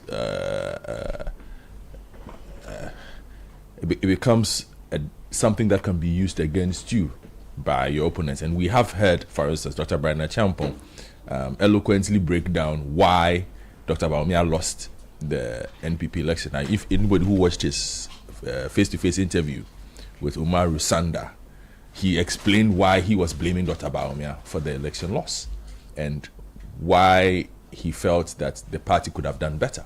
And so clearly that is being used on the ground. And I think it's also something that delegates, once the election ended, would ask themselves, this person has been the leading light of the party, but was he the right choice? Is he still the right choice? Those kind of questions permeate amongst the delegates consistently. They ruminate. So you're saying that the circumstances under which the election is lost can be used against a candidate. Yes. And in this case, some of his opponents have weaponized it. Him. Yes. That's an interesting one. They have weaponized it, particularly if you listen to Kenneth Japon, if you listen to Brian. I think that the tactic of Kwabena Japon and Dr. Duchum has been clearly different. Yeah. But if you listen to Kenneth Japon, a lot of places that he's visited, and he has visited pretty extensively. And again, another thing that makes this closer is it's just how much time those who are facing off against Bawumia, who are challenging him quite clearly in this regard, again, Brian and Ken, how much time they've had to move around the country to, tell their delegates what they offer. I think the last time they did not get as much of an opportunity. If you look at some of the rounds that have been made, and I saw some percentages, they've traveled a lot. Gone to different places. Kennedy Japan has done almost 98% coverage of the country compared to, and in fact, he's done more coverage than Bawumia, who's slightly behind in that regard at around 97%. What kind of coverage is it? In terms of moving around the country and the delegates. Really? Ken has spent a lot of time on the road because of he started a bit early. Okay. As compared to Bawumia in this regard. Brian Achampon stepped it up in the middle. But he's been very, very visible. Everybody seems to have a plan. You go here, then you avoid this one, you go here. But some of them have done the rounds where they've been to certain places even twice or thrice.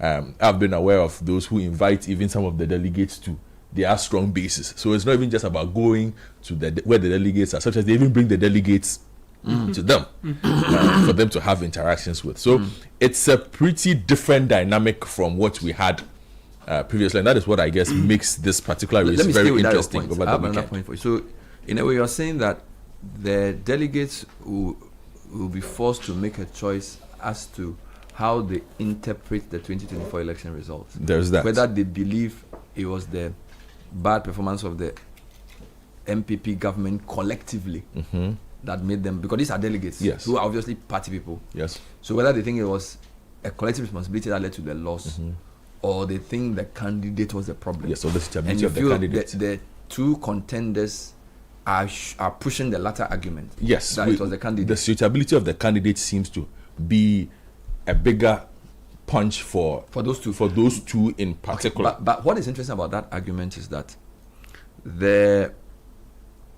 I think the generality of Ghanaians would say to you that election outcome was a judgment on the 8 years of Akufo-Addo, particularly the last 4 years. Yes. So it feels like a bit of a risky approach, because most Ghanaians think that the NPP was kicked out the NPP because they felt like maybe the government didn't do well. Of course, Bawumia represented the NPP at the poll. Yes. Okay, so maybe Saturday will come down to whether the delegates think it was the way the government overall performed, for which reason they lost, or whether their candidate was flawed. If you listen to Brian, for instance, and I listened to Brian, that tomorrow's interview, I think we should be playing it back a bit. Brian's analysis of even the party's performance in the Muslim-dominated communities, the Zongo communities, as he called it, and his breakdown of those, and just the numbers there, was not just an overview of the NPP or Akufo-Addo. He was speaking directly to an area where he felt this person should have had a clear advantage from the onset and didn't give us any advantages.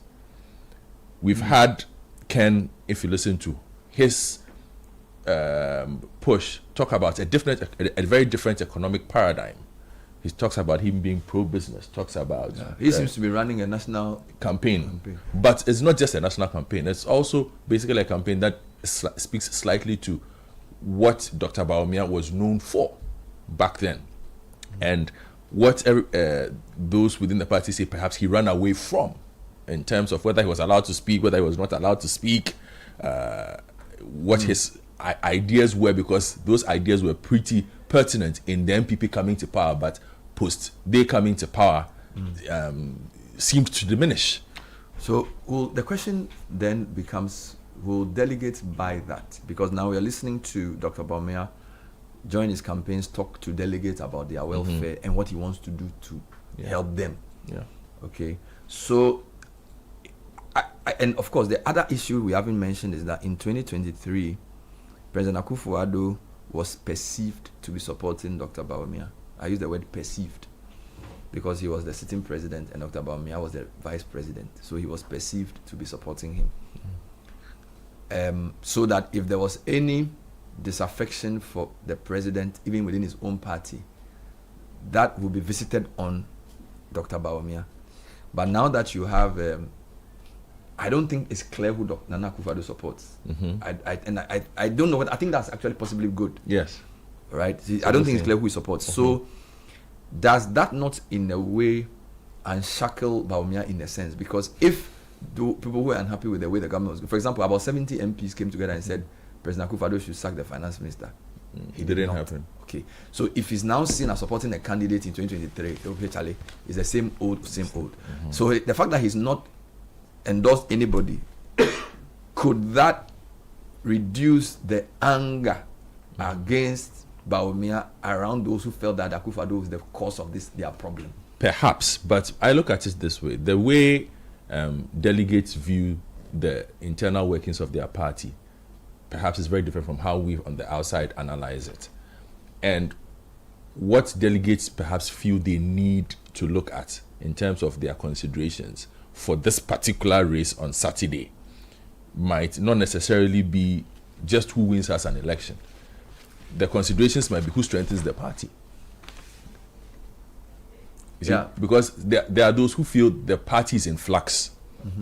Okay, and if you talk to some people, they will tell you they understand that perhaps their chances of winning the next election is not as good. So why don't we use this as a gap period to try and cement the party again in terms of where the party is, so that after that period, we could then become a much more formidable force for our opponents.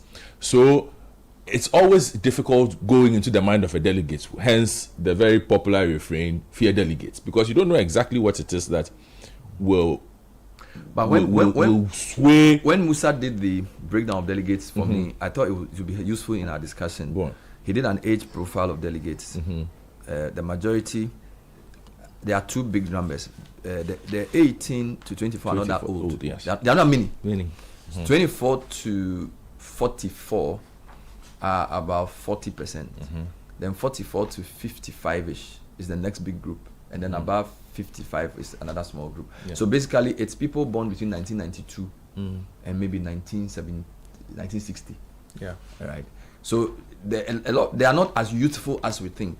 Then he also did the educational breakdown. About 11% no education, another 41% or so just BC.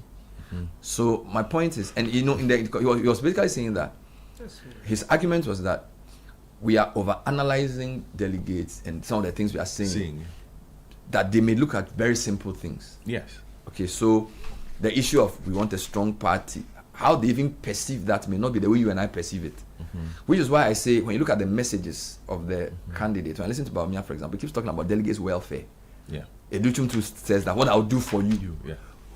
Which seems to me to be, it may resonate more than why did we lose and those things. Because, look, let's be honest, some people have gone to court to say the delegate system is flawed. Because a delegate is not necessarily sitting here thinking like, I'm not saying that they are all bad people, but I'm not sure their main concern is that, oh, Ghana is going wrong and we must. They are basically thinking, Charlie, who is our man? What is in for us? Yes. Okay, so it may boil down to who the delegates like and who takes care of the delegates well, or who the delegates feel is their person who knows them that they can trust. Now, the point you make about who unite the party, it's a very interesting point, because I think you are right. Delegates are concerned about party unity a lot. But the challenge is that when you listen to the rhetoric of the campaign, are you sure that the two guys who are contesting Bawumia will be perceived to be unifiers? Because if you listen to particularly Kennedy Japan's rhetoric, it seems very difficult. So, for example, Musa's survey said that some people say they want somebody who hold the party together. Okay, so if you're a delegate and that's concerning for you, which of the candidates' victory do you think holds the party together? I'm not sure. Yeah, none of us, but it's some way. But that's why I'm saying that delegates. Because in my view, it feels to me like Bawumia is a safe choice in a sense, because from the way I calculated, it seems to me as if Kennedy is the maverick for those who want drastic change, and Bawumia is the same choice for those safe choice for those who want a certain level of stability and predictability. Do you understand? So it's like we don't know what Kennedy will do, but with Bawumia, at least we are sure that certain things. It's a more gradualist approach. The thing is this. I don't know whether it will work against or for. I don't know what their mind is, but it seems to me like Bawumia is the safe, gradualist choice, and Kennedy is the maverick, drastic change choice. And Brian is like the dark horse. I think there's a search for an identity. Okay, for me, that is how I view it, and I get the sense that the delegates might also be on that track where they are looking for who ends up letting us look strong. Strength has always been a key look for a political party in this country. You can't afford to look weak at any point in time. Now, the definition of what strength and weakness is comes differently. Somebody can say Bawumia is silent but strong. Somebody might say Ken might be publicly loud but weak, or Brian might be the same. You understand? There are different dynamics to it. Again, the delegates will determine what kind of style, that strength, that and unity that they are looking for should look like. But what is pretty clear for me in looking at, for instance, you look at that band 2040, 44. That is at 40% of the party. A lot more. It's a lot of people. If you have a chat with them, and I know quite a few of those, are not happy with the current standing of the party. There is a view that the party needs to change its track. The party needs to clean up the last 8 years or 9 years in order to be able to resell itself to the Ghanaian public. As to how that is done and who does that, I guess is also an important agenda on the table for them. Let me give you numbers. 25 to 34 is 12%. Yeah. 35 to 44 is 43%. 45 to 54 is 34%. 55 to 64 is 9%. So the large majority of delegates are aged between 35 and 54. Please come. Right. So they are not as young as we think. Yeah. So his interpretation of that was that because they are much older, they may be more conservative within the way they see their politics. Somebody who is 35 years old was born in 1991ish, right? So his first election was probably Kufuor's second term. So the younger voters are not that many. And then he also talks about the educational level, where 43% have BC as their highest, another 11% have no formal education. So if you take 11% plus 43, 53% have either BC or lower. 34% have only SHS. Only 12% has tertiary. So in the analysis, like, you know what, don't overanalyze. True. Don't overanalyze, because this actually represents the ordinary Ghanaian. Yes. The only problem is that the MPP age profile does not really sort of align with the national age profile. You know, in the national age profile, there are a lot more people in the 18 to 35 categories. But be that as it's made, the education profile tends to be the same. We'll come back to this point. I'll take Sky's views as well. So we're asking, who do you think will win? What are the issues at play? Send us your view, 053-998-6996. It's time for tech and social media trends. Caleb? It's brought to us by Telecel and First Bank Ghana. First Bank Ghana says experience banking like never before with First Mobile or Quick Banking with the code *894#. Your bank will be in your hands. You make real-time transactions with First Mobile or Quick Banking *894#. You will enjoy fast, secure, convenient banking anytime, anywhere, instant airtime and data purchase, funds transfer to and from your Momo wallets, interbank and intrabank transfers, plus much more are some of the key services you get. So download the First Mobile app now from the App Store or Play Store. Simply dial *894#. Follow the prompts, join thousands of customers, and join seamless banking For more details, call First Solutions on 0596921921. First Solutions at firstbankgroup.com is the email address. First Bank, you first. Edwin Kwakufi is here with Tech and Social Media Trends. Welcome. Thank you very much, Bernard. Good morning, everyone. So, one of the biggest trends in Ghana, Supreme Court and Pandai, obviously relating to the Supreme Court's ruling yesterday, quashing the ruling by the Tamale High Court to annul the results of the Pandai election, which means Matthew Nyendam remains the MP for the area. The MPP obviously very happy about the results. The NDC are not too pleased. They see they might seek a review of the Supreme Court's ruling, but the MPP aren't worried about it because they feel that justice has been served in their case, and their MP remains in Parliament. So everyone talking about that on social media. We are still dealing with the speeds. You see, there's a difference between a ruling and a judgment. Okay. Rulings normally are done in between the finality of the case. So the case has not yet been decided, but there have been applications made that certain matters be decided.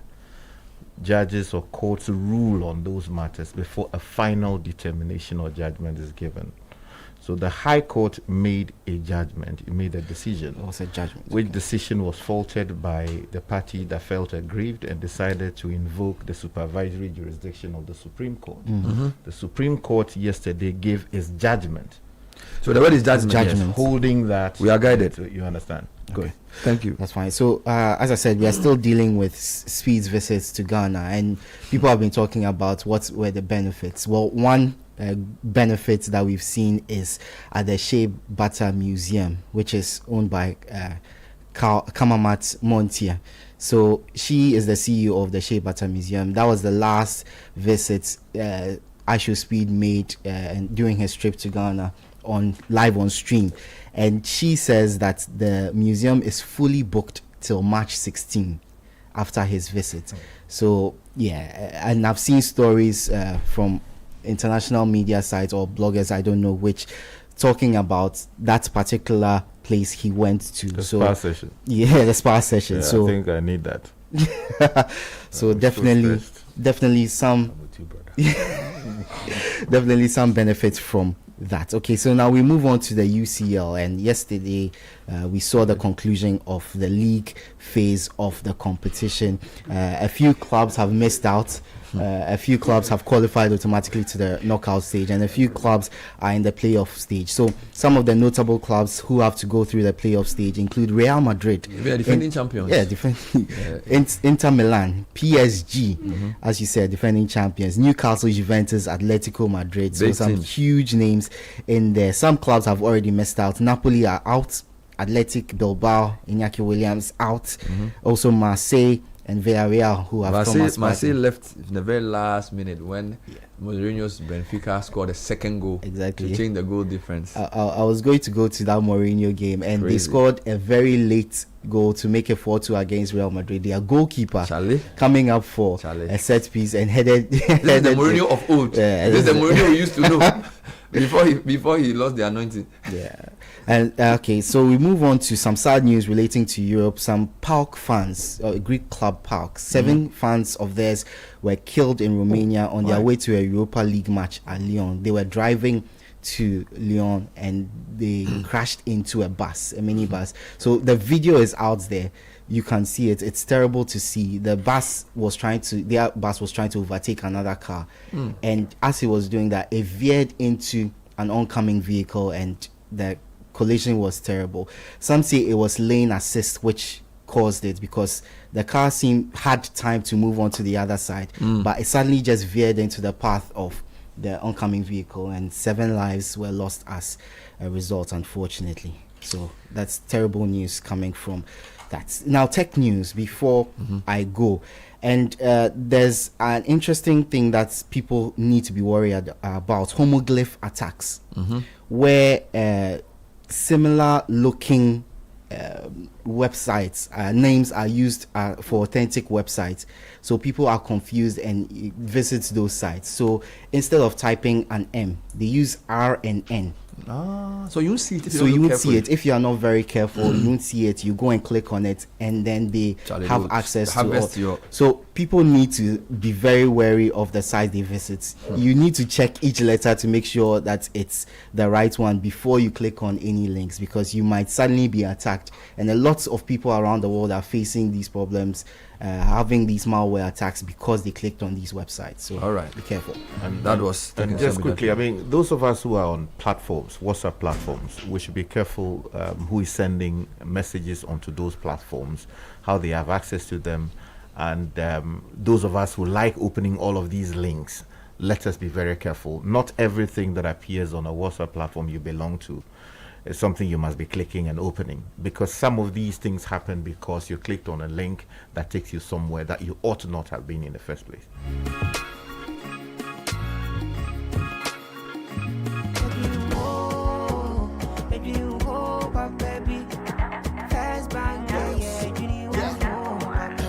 You're looking for a bank to rely on.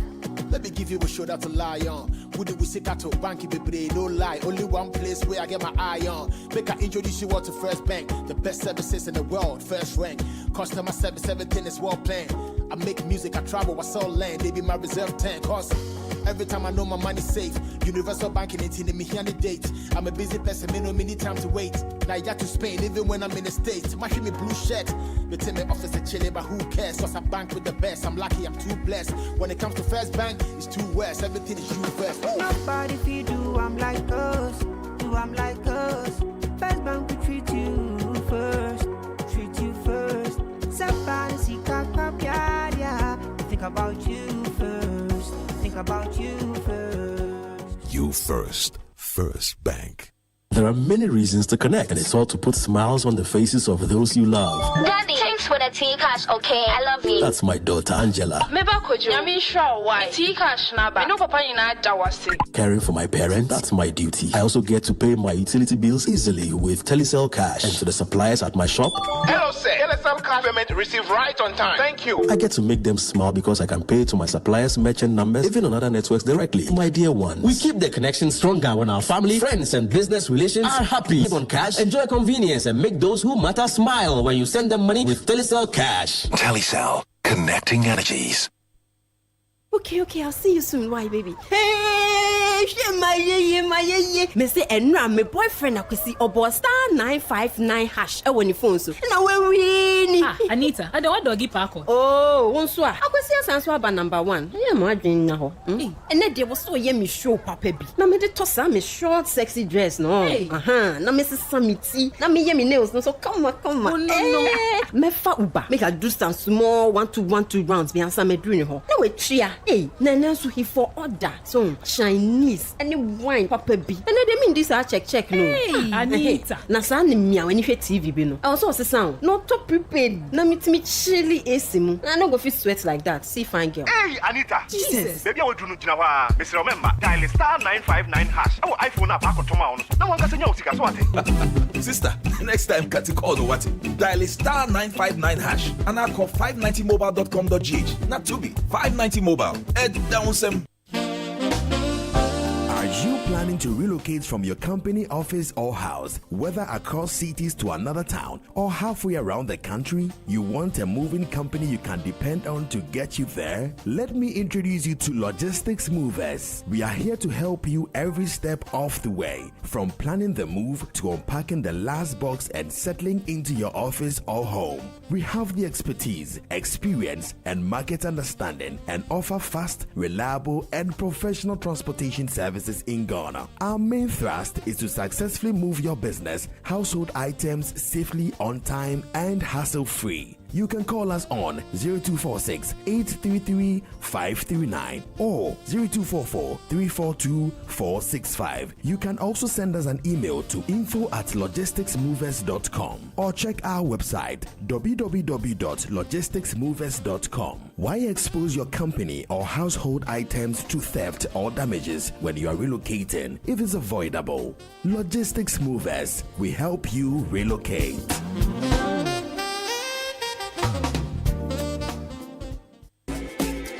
Prices we're good. way sweet to your body. Plenty products, they and deals. Free a crack, see bimbila. Baby, wahoma, obia.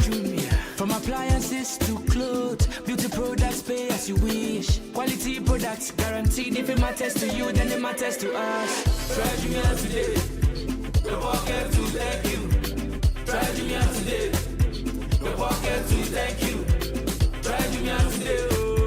The pocket to thank you. Try Jumia today. The pocket to thank you. This is the story of Anthony Owusu-Ansah and his delivery business, Shark Express. What started as one man's dream is now a thriving same-day delivery business that serves hundreds of families. Through financing, mentorship, business networks, and market access, APSA is helping businesses like Shark Express grow, create jobs, build futures, and deliver joy across Ghana. Behind Anthony's success isn't only hard work, it's having the right partner like APSA. From funding to guidance, APSA stands with entrepreneurs who dare to dream. We see your story and we invite you to write it with us. Your story matters. APSA.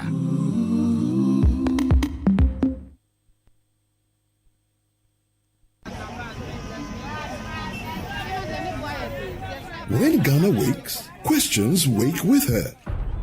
Jobs, roads, power, water, policies that touch real lives. From the market woman to the boardroom, from the street to the state house.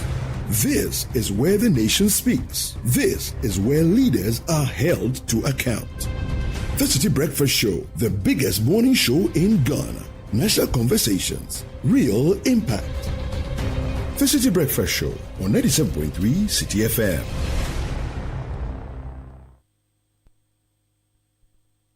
This is the Citi Breakfast Show, the city's biggest conversation.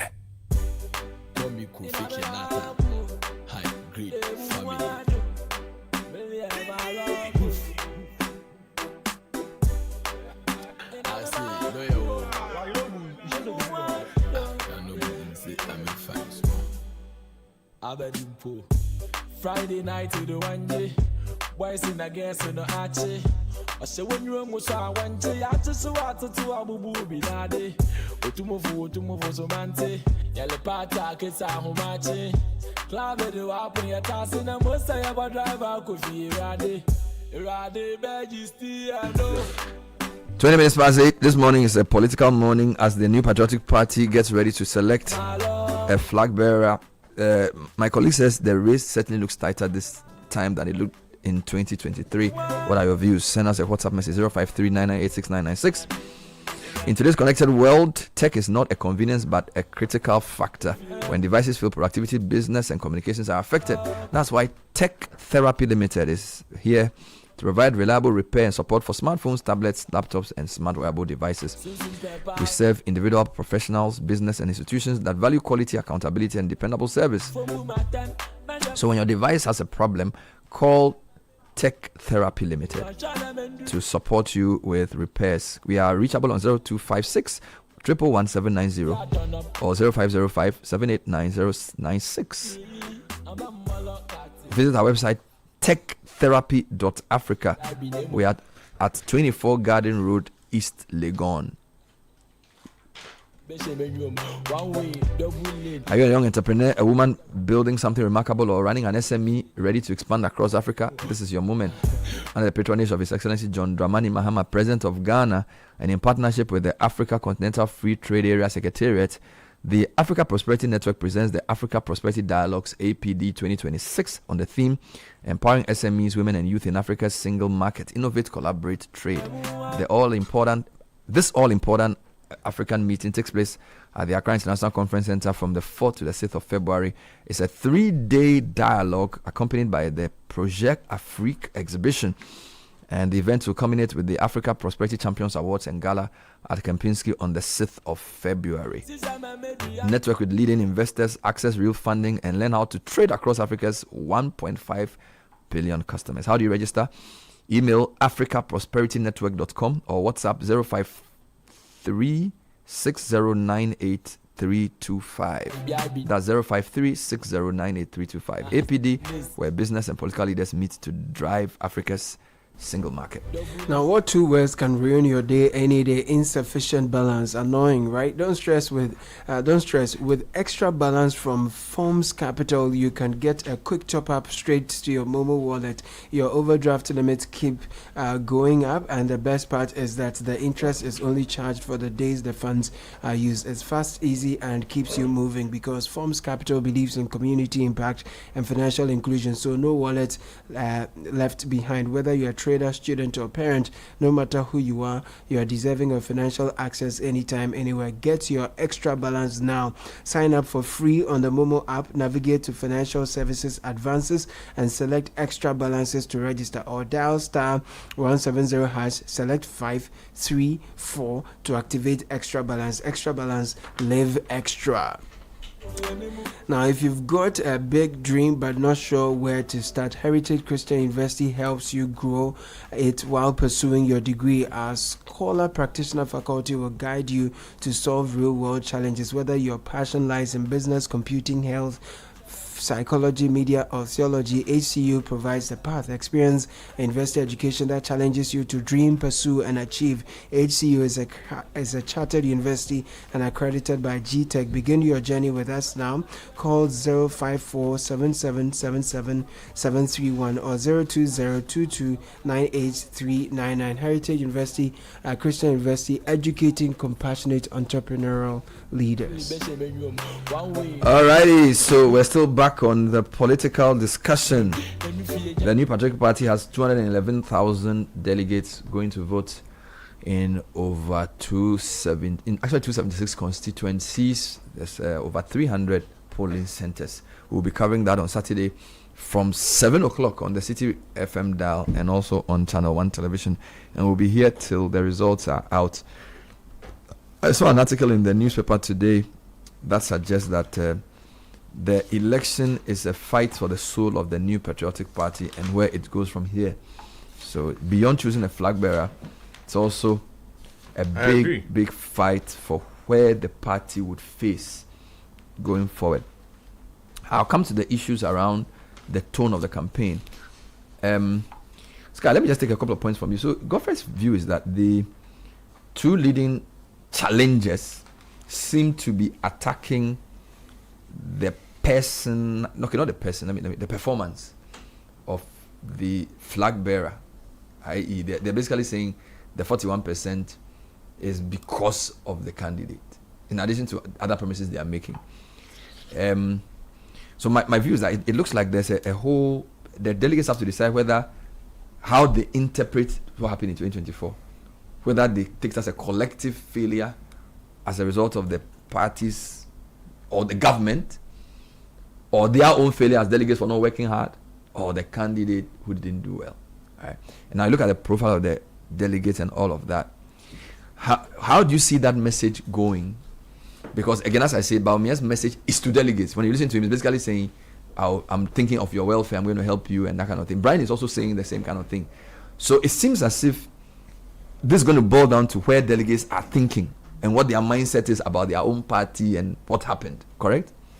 Yes, to a large extent. I understand why a candidate in an election would frame his message the way these two have decided to frame it, because at the end of the day, you want to topple the person who clearly has the throne, at least in one hand, waiting to use the other hand to grab it, because he's been there before and is seeking to get back there. Now, if you look at it, the question you should ask yourself in reverse is whether any stellar candidate, regardless of whatever challenges the MPP would have gone through in the last 8 years in office, would have won the 2024 elections. In my respectful view. Or performed better. In my respectful view, given what the performance was, particularly between 2020 or 2021, post-COVID, no one can convince me that if you had put Nkrumah, Jerry Rawlings, or John Kufuor on the ticket of the MPP, they would have won that election, because you had it everywhere. People became tired, they were angry, they didn't like what was going on, they felt that the party had become it had gone well beyond their capacity to reach them and say, look, things are bad, get back to base. Their own people within Parliament even raised these matters. But for some reason, the party was beyond the reach of the Ghanaian people. And the Honorable Jose Wusu also made a point in that interview with Marusanda that on the matter of the DDEP, for instance, he felt that they had underestimated They didn't know its impact on on the election. So you see, it will be self-serving for a candidate to say that, oh, well, it comes down to the candidate himself, not the collective performance of the MPP in government, and then also the individual performances, if you like, of some of the people who now hold the candle of accountability to the candidate in the last election. Pascal, how do you measure two things? If a candidate is not important, why are they fighting to lead the party? Because I understand that a party's performance in government is very critical. Yeah, but there's a person on the ballot, and the reason they are all fighting to be on the ballot is that they believe that the way the person is perceived contributes to how people vote. Yeah, it contributes. So if you say because of the way Ghanaians generally perceive the MPP, it wasn't a candidate issue, I don't think that's also another extreme. So whilst one extreme is to say you blame the candidate, I think it's also extreme to say you just blame the party. Maybe it's a combination of the two. No, I've not said that. Of course, there are some other factors. For instance, I said previously, immediately after the elections, that I thought, based on people I had spoken to, there was also a religious question there. And people might say, oh, no, that is not the case. But they know in their heart of hearts that there were people who decided to sit at home, that they were not going to vote because they felt that, oh, no, we don't want a certain, person to occupy the presidency. There are people who will not say it, but in their heart of heart, you go to some of these religious platforms on WhatsApp and all of that, you have pastors who should know better dropping all kinds of these, comments about, oh, we don't want this, we don't want that, we don't want that. They might not confess it openly, but that is the reality. So that is also a question that the MPP itself would have to confront. But it is also a question that Ghanaians would have to confront, because the question is, does it so matter where the person is coming from? Whether the person is a Hunshi coming from Nogokpo or his, a priest coming in from Antoine.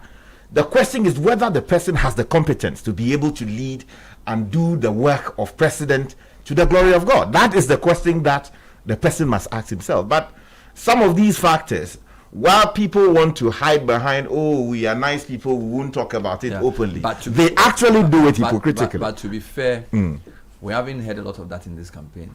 I mean, the campaign we followed is more about the election performance. Bernard, you see, I'm saying that things. I'm saying that the people who are campaigning openly have not used that. Bernard, elections are not about what you go and mount a platform and publicly we can only speak to what we've heard. We can't speak to what you think somebody will be doing in a quiet place, because you can't prove that. No. So let's just deal with what we've heard. We are dealing with facts. Bernard, you see, this is the pushback you always want to give on these matters. I'm not saying that. Bernard, has campaigned openly on this? Bernard, you see, your use of the word, and I'm using the primary, so not in the 2024 election. You see, look, you are talking about openly. I have seen messages on platforms. No, you see, that's the point I'm making. You ask a question about the candidate himself, yes, and I am giving you an analysis based on what I have seen, right? Yeah, but that was based on 2024. You were saying that on 2024, the loss could have been occasioned by that too. I am saying that you cannot run away from this fact. You asked about the candidate. Okay. And I'm saying that you cannot run from that. I won't run away from it. And it is a question that the candidate himself must respond to, the party must respond to, and Ghanaians, true to themselves, must respond to. Let's stay on this. I was just trying to contrast something. Okay. It seems to me as though the leading contenders are blaming the candidate for their loss. Let me ask two questions. I'm coming. Okay. And then you said it will not be fair to blame the candidate alone because there were other factors. Exactly. But I'm also saying that is it not a combination of both the performance of the government and possibly the candidate? Yeah, that's right. Before you then brought in the the third dimension of maybe there's also a religion. Now, I'm saying that while that may be true, I haven't seen it being used overtly in this campaign. Okay. I'm not saying that people don't do it. I'm saying that in this campaign I don't see it overtly. But let's come back to the delegates. So you have age profile of delegates and the education profile. Yeah. All right. Because all of us are just trying to gauge what delegates think. Because if it was the five of us choosing, it would have been probably easy to know, but we don't know. The question is, do we know enough about delegates and the way they think to be able to perceive where their mind will be? Their age profile I've given, maybe I'll repeat that, and then I'll give you their education profile as well.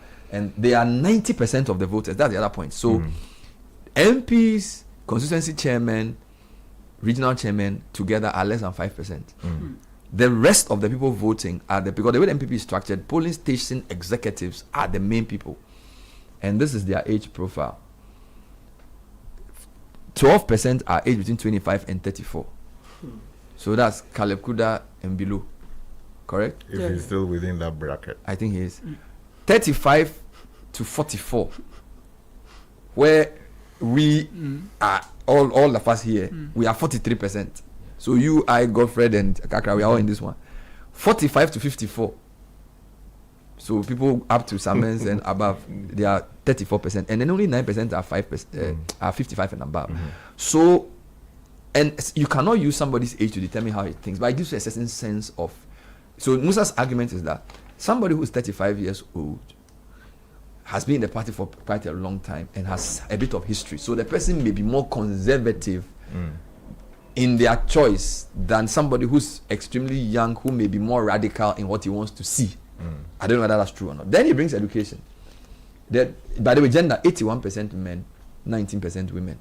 So as for that one, I know you have a lot to say about it. Education, no formal education, 11%. JHS as the maximum, 43%. So if you add that to no formal education, 53% is JHS or below. That's significant. It's huge. SHS 34%. Tertiary 12%. These are the people voting. Would that matter? And of course the regional breakdown. Greater Accra is the most, Ashanti second, and all the way through. So it looks. So what I want you to put yourself in the mind of the delegate, because you and I sitting here, we are outside the delegates. We are. If you think like a typical delegate, that's why people are promising, for example, Educhum, I'll give health insurance for delegates. So I don't know whether delegates, those are the things that they want, or that they're even thinking about 2028 election to win, or whether they just want to be better now because they know they are in the position, they just want money, or I don't know. And just to further elaborate for you on the delegates makeup, there are 87% polling station executives. Correct. 5% former executives and MPs, 2% electoral area coordinators, 2% constituency executives. So you have elders and patrons and appointees at 1, and TESCON is 0.5, external branches, that's diaspora, 0.5, and then regional and national officers 0.2. People are the people. Yeah. You see, so 87%. Bernard, the question of the lack of sophistication, and I'm using the word, with all the respect I can command, and its impact on our elections is one that we do not often explore. I made a point here, I think 2 weeks or 3 weeks ago, that reading some of the best critics of democracy, it would seem the conclusion is that in order for democracy to work properly to the glory of God, you expect a certain rudimentary sophistication born out of some education to be able to establish that there are literates fully aware of the decision they are taking. Now, if you have a situation where people don't really understand what the issues are, and they are driven more by what they get, who they know, where they come from, or which church they go, or which shrine they go, then there is an issue. So if you combine JHS, which is not to say that they are that bad, I mean, at least they've had some education, with no education at all, and it is 53%. That is significant. But again, I want to temper that with a certain expression that, well, there's some wisdom in the public square. If there's no full wisdom in the public square, I want to believe that regardless of whatever limitations they may have, they appreciate where the party is. The question is, are they looking for a presidential candidate who will become president of the Republic of Ghana, most likely, or they are looking for a flag bearer, just so the person will run them into the next elections? What's the difference? I think the question is, are they looking for their self-interest or the party's interest? I think that should be the question. No. Are they thinking about what they can get now, or what they want the party to get eventually? Well, sometimes that the reason I framed it that way is president. The reason I framed it that way is because the party's interest doesn't always align with the national interest. Okay. Do you understand? So you may go and say, oh, the party's interest is let's produce this the most popular person in the party. But ultimately, that does not agree. That's the flow with of the democracy national. you've pointed out. Exactly. So that the is actually question you raise about the delegates, and I think I largely agree with the point that Sky is making. My point of divergence will be that we are putting too much burden on the delegates or the concept of the delegates. Okay, I agree to the extent that we need more sophistication, basic sophistication, as Sky spells out. But I think that this rather spells a problem of leadership, a problem of a certain cosmetic democratic practice that we are practicing. We want it, but at the same time, we are creating a certain impression that there's everything wrong with it. What is wrong with the MPP's practice of democracy right now cannot largely be blamed on the delegates and their interests, okay? As a nation, we have failed to sort of work towards building up the average Ghanaian. And so when we decide that wisdom must come from the public, we created the public in the first place. The other thing for me is that the delegate system is not a delegate system in and of itself. Okay, there's a certain quote hijacking. The delegate system ends up being who is the most popular personality seeking to contest the flag bearership, who has the most money, who can afford to impress the delegates with gifts, with promises, etc. Okay, so that becomes the leadership of the party, a problem of the leadership of the party coming across as a problem of the delegates. Remember that it is the same party that instituted this system. Okay, and this is a system where the big wigs in the party still have a hold over the delegates. And so the delegates are there in their numbers, but their interest is serving the most popular person, the wealthiest or richest person within the MPP who wants to lead the MPP. I think that the MPP could have taken advantage of their moment in opposition right now, preparing to elect a leader, and perhaps put in a certain reset. Okay, reset their own, what do you call it? Internal systems. Their own internal democracy. For instance, my expectation would have been that instead of hearing the strongest personality, we hear personality attacks, this person is better than this person, instead of hearing promises to improve the lives of delegates who are a microcosm of the population of Ghana. I think that they should have been able to frame this election that they are going to do beyond their own. Who has the best ideas for Ghana? Not necessarily who has the best ideas. It should go beyond internal party matter. Okay, because that's what I'm trying to say. In as much as the political parties, in as much as the political parties sort of guard the kind of political practice we have in Ghana, our democracy. Okay, because if a person wants to, if Sky wants to be president today, his best chances will go through either MPP or NDC. That in itself is not very democratic. Okay, so my position is that the MPP should have taken advantage not necessarily to bring ideas, new ideas, but for me, and I always go back to the framework of the long-term framework for the national development. I would have expected to hear ideas about executing, because we've sat here and had conversations about how we failed to execute the plans we've made for 2057 and beyond. So for me, Dr. Baumia, Mr. Brian Achampon, Dr. Educhum, how are these gentlemen going to, what are their ideas to transform those ideas that have been sitting on paper, how they will execute those ideas for our development, our transformational development as a country? That's what I would have wanted. But who would they be appealing to? Because they are facing an election of delegates. But that's what I'm saying, that they've created a system that favors themselves. Because your conversation, you see, and what they are suffering right now. I just want to understand. So how do you want the system to have run? So, for example, the suit that Nyauta Maklo and Professor Frimpong Boateng saying that delegate system should be scrapped and then sort of all party members should vote. Would that have been a better way? I will not speak as to what is a better way. I think that suit presents an opportunity. No, I'm taking you on it. You say the system is wrong, as in only a few people are choosing.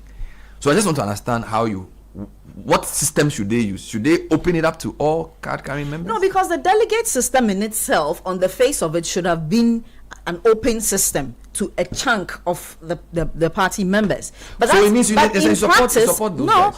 But in practice, no, I don't support anybody. I'm just saying. No implication. See, in practice, it is a select few influential who end up making the decision. Let me push you further. So I have sat here and said to you that I don't think selection is a problem. It depends on who's selecting. For example, in China, their leaders are selected, but they actually do very well. So I feel like we should not even be worried about whether it's a selection or an election. And rather look at whether the person selecting understands what he's doing, as you were saying. Okay, so do you want? So again, China is a different situation, but when somebody is selected, but question for me, Bernard, is that did we not know the caliber or the quality of the people constituting this delegate system? Did we not know that? But there's no law that prevents a PhD person from being a polling station executive. It's just a natural system that people who... So the MPP didn't say that if you want to be a polling station executive, you shouldn't have a PhD. It just so turns out that most of the people who offer themselves to do it are these type of people. The question is I'm coming. So we also have to answer that question. Okay? Now, if all of us had gone to join a party and become police station executive, the ratio may have been different. So I don't think it's fair for us to just blame the parties. The parties have opened themselves to say, come and join. All of you sit on air saying you have ideas. You say you join. I'm coming. So if people who say they have PhDs will not go and be police station executives, then the people with GHS will go and do it. Political parties don't function the way they want. We cannot sit outside and criticize them and say, why are they only GHS? We should join. Whatever decisions they make, Bernard, I don't think it's simple as joining. I don't think it's as simple as joining. Whatever decisions the political parties are going to make affects all of us, whether we are part of the political party. Which is why we should be interested. No, but please pay attention to what I'm saying. What I'm saying is that how they are doing what they are doing affects all of us. And so the criticism or the critique is that they must do it in a way that is not just about a certain group. But we have allowed them to do that because of our absence. But why our absence? That's the question you should ask. Because in our calculation, we feel safer doing what we do than to do that thing. But not necessarily. Hold on. Because you see, and the educated poll in MPP and NDC. And some of them didn't NDC tell you under Omanibu Ahmad that because of the sophistication of vote things, they were going to the point I was going to make professionals to do. Legon professionals were doing polling station for NDC. Exactly. Yes. So it was a party's conscious decision on the basis of what they said. But hiring professionals is even... They didn't hire them. Voluntary. That's fine. Voluntary. So recruiting professionals... Or professionals volunteer to go. Professionals volunteering to go is half the problem solved, in my opinion. It is about the understanding of democracy and governance. I don't think that we are doing our governance right. I don't think that the people at that level, irrespective of educational background, necessarily understand how governance should be done and its objective. Then opening it up doesn't even solve the problem. Because if you even say that, let all card-carrying members of a political party even choose. You see, the flaw in democracy is that There's no other better system, according to Winston Churchill. You see, that is flawed, but well, that's his view. Because the point is that I asked Sky a very interesting question, and it may not apply here. That in some cases we're talking about MMDC voting versus appointment.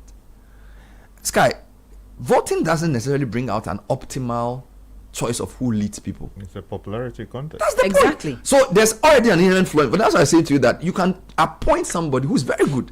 So we shouldn't be worried about the fact that it's only 211,000 people who are choosing. Are those 211,000 people choosing on the basis of their self-interest or on their national interest? That should be the question. Yes, because it's not about the opening it up may not even give us a better outcome. I ask you a question: if your newsroom has a leadership vacuum and you want to get somebody to lead it, will you let the staff in the newsroom vote, or you sit with some men and choose somebody? I will choose somebody. Why would you do that? Because it produces a better outcome. So why do you think the Chinese are stupid in choosing the things they choose when they say that somebody should be chosen to be a prefect in his constituency, and we say democracy, everybody should vote? There's an inherent flaw in democracy that we have to live with. So I'm pragmatic. I'm saying the best way to solve the problem is not to say democracy is bad. Get more people who think like you to get into it, so that they will choose what you believe is a better outcome. Because when you leave it to people who don't have money, who don't have a certain level of sophistication as you use it, they are susceptible to influence by the party bigwigs. Exactly. So you don't cure it by sort of blaming the parties. You cure it by encouraging more people of a certain caliber to take up that responsibility. You can't take the party out of it. You do what? You can't take the party out of it. So in the case where a selection will be made, let's take the China model. Who will make that decision? Who selects a Sky or a Godfrey? People of substance, people who have been trained in leadership within the party. Yes. Who have been trained. But the buck stops with the leadership, and that's why for me, you're talking political party governance, that the political party should insist on having more quality people. Why is the Electoral Commission in all of this? Who is the regulator? They'll count the ballots. You see, but you see, we should also be ready to concede that elitism would also rule for a while, because ultimately what happens is people know that they feel that they know better than everybody else.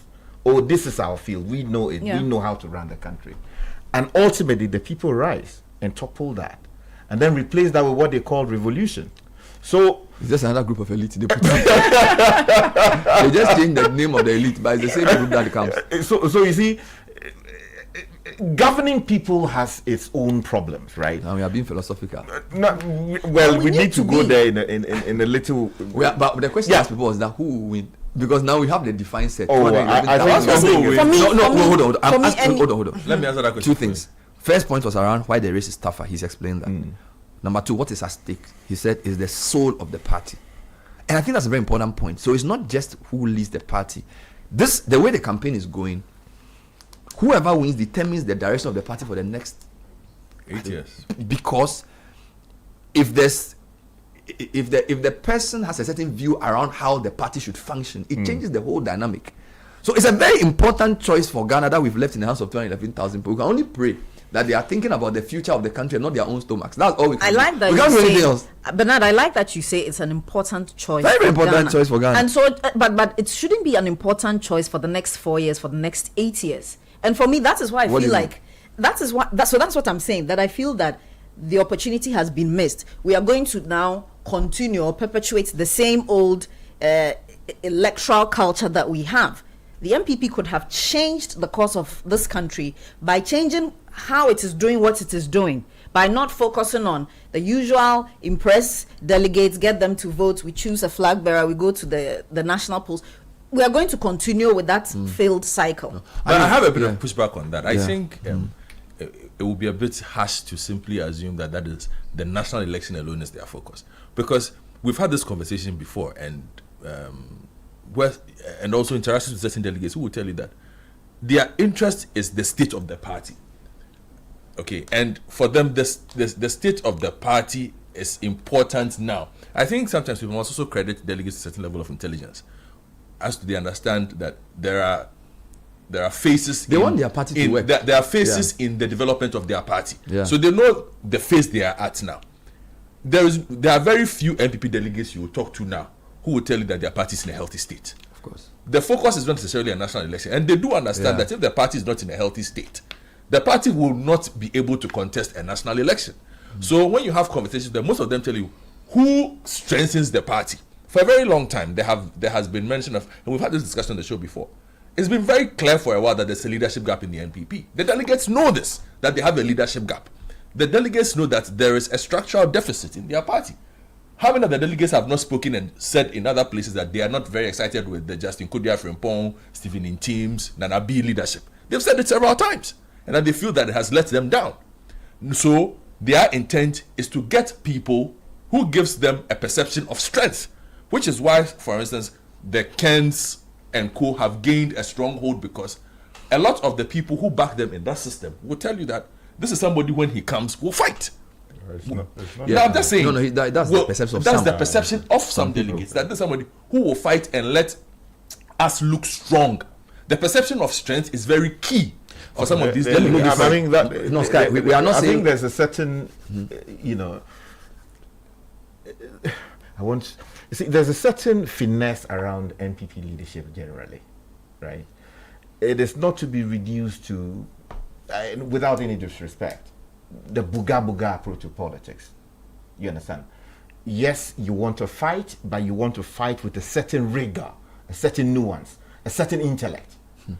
Not just stand on a platform and shout and say all kinds. No, that's not how the NPP traditionally has positioned itself. But that's what it has become.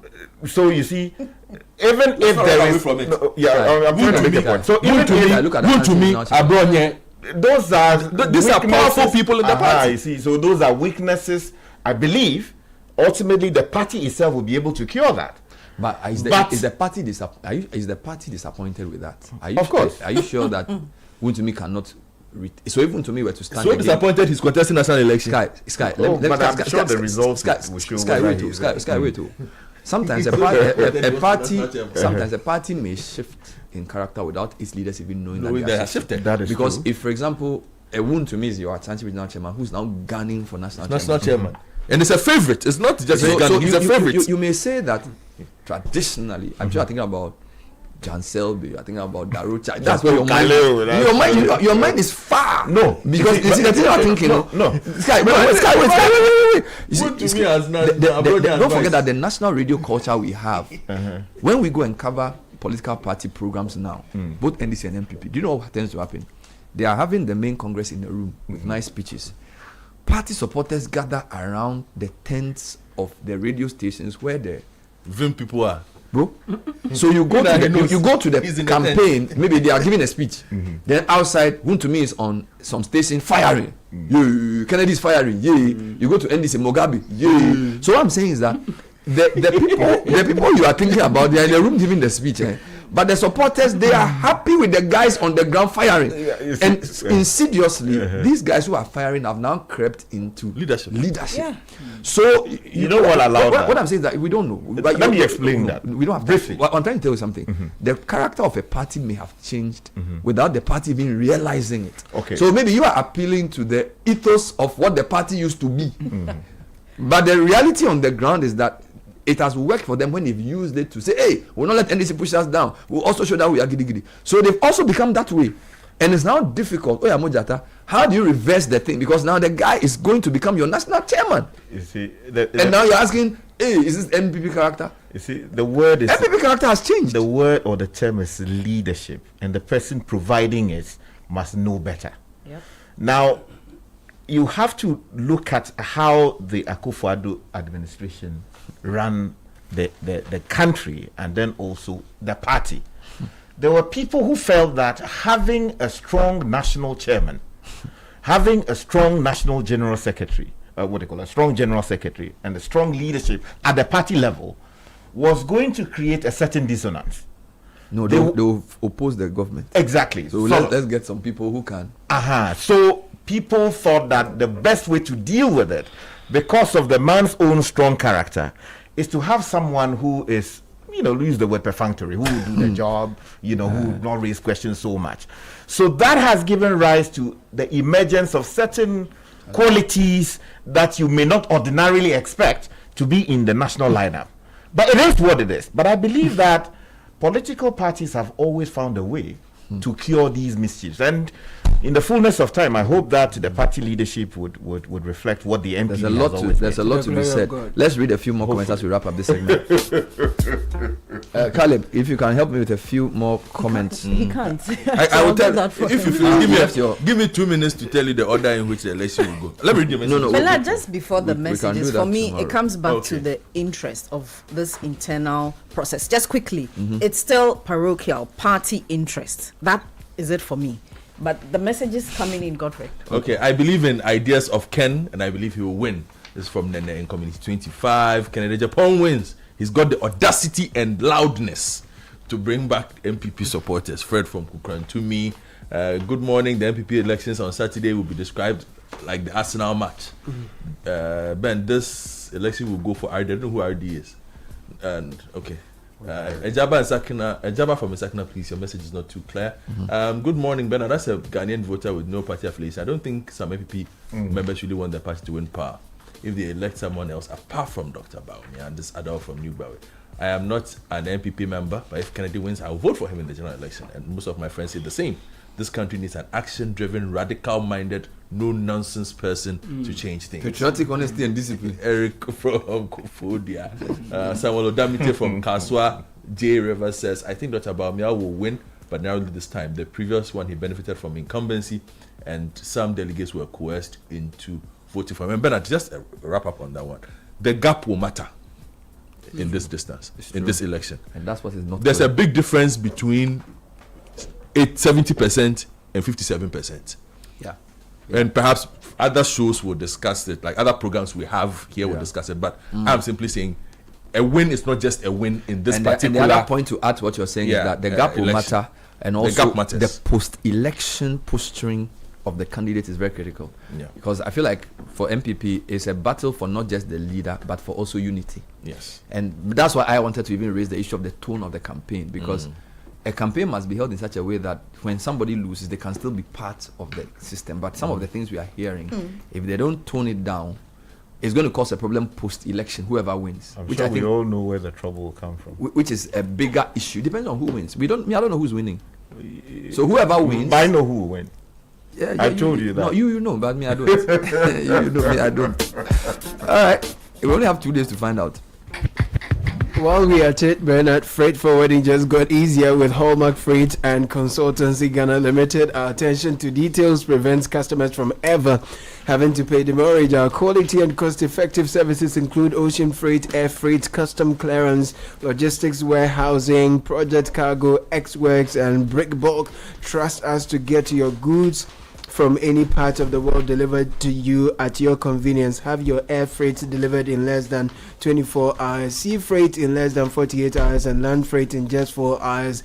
Visit our offices on the 4th floor of Allied Heights, Abelengbe or Cargo Village Airport. Call us today 0302 915 335 050 147 1599. Visit our website hallmarkfreightgh.org. Hallmark Freight and Consultancy Ghana Limited, your trusted and reliable partner.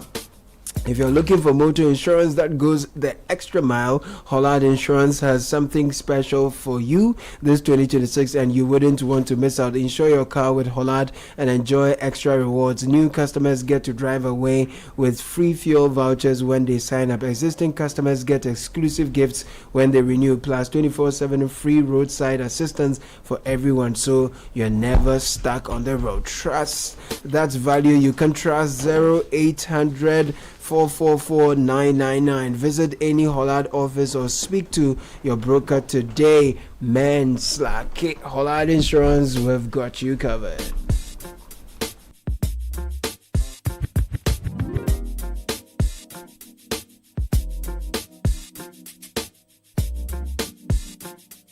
All right, a few more comments before we get into our next interview. Omni Basic Bank has something special and big on the 21st of February.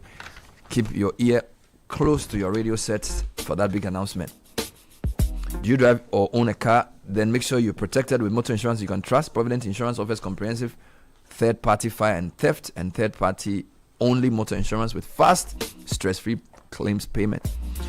Insure from January to March and enjoy fuel coupons and exclusive branded souvenirs. Terms and conditions apply.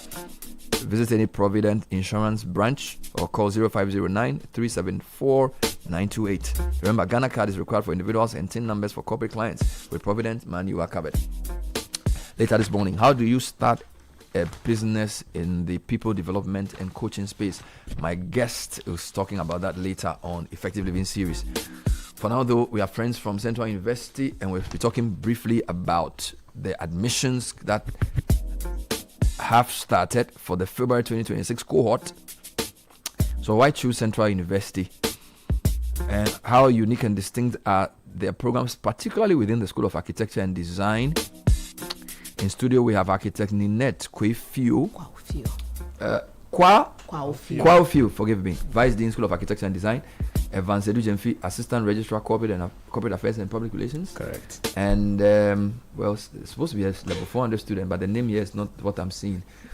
I see Marie Mahabag Agbesi. Yes. Is that your name? Yes, Marie Mahabag Agbesi. Oh, okay. I thought Marie was a woman. Okay, that a lot. Welcome. So we're talking to essentially friends from Central University on what's distinct about this university, what programs they run within the School of Architecture and Design, and how you can apply for the February cohort. So, ladies and gentlemen, welcome to the program. Thank you, Bernard. So, your admissions for February 2026 cohort have started, right? Yes. How is it going, and why are you here today? The admissions currently ongoing. You've been running for some time, and the feedback has been encouraging, but we felt we needed to come here and spotlight or highlight some specific programs. All right. We bring listeners greetings from our Vice Chancellor, Professor Kwesi Dateban, and whose leadership the university is actually growing and having some experiences. For example, now we have back to Central University, Professor Kenatifa, having served the nation for a while, has come back to our law school now, no more a faculty, now it's a school. And we're doing some great stuff there. Specifically, we've realized that over the years, even 28 years, Central University has been running, we've done great in the undergraduate programs. But we thought going forward, we need to be strategic. I think the last time we came around, this conversation came up.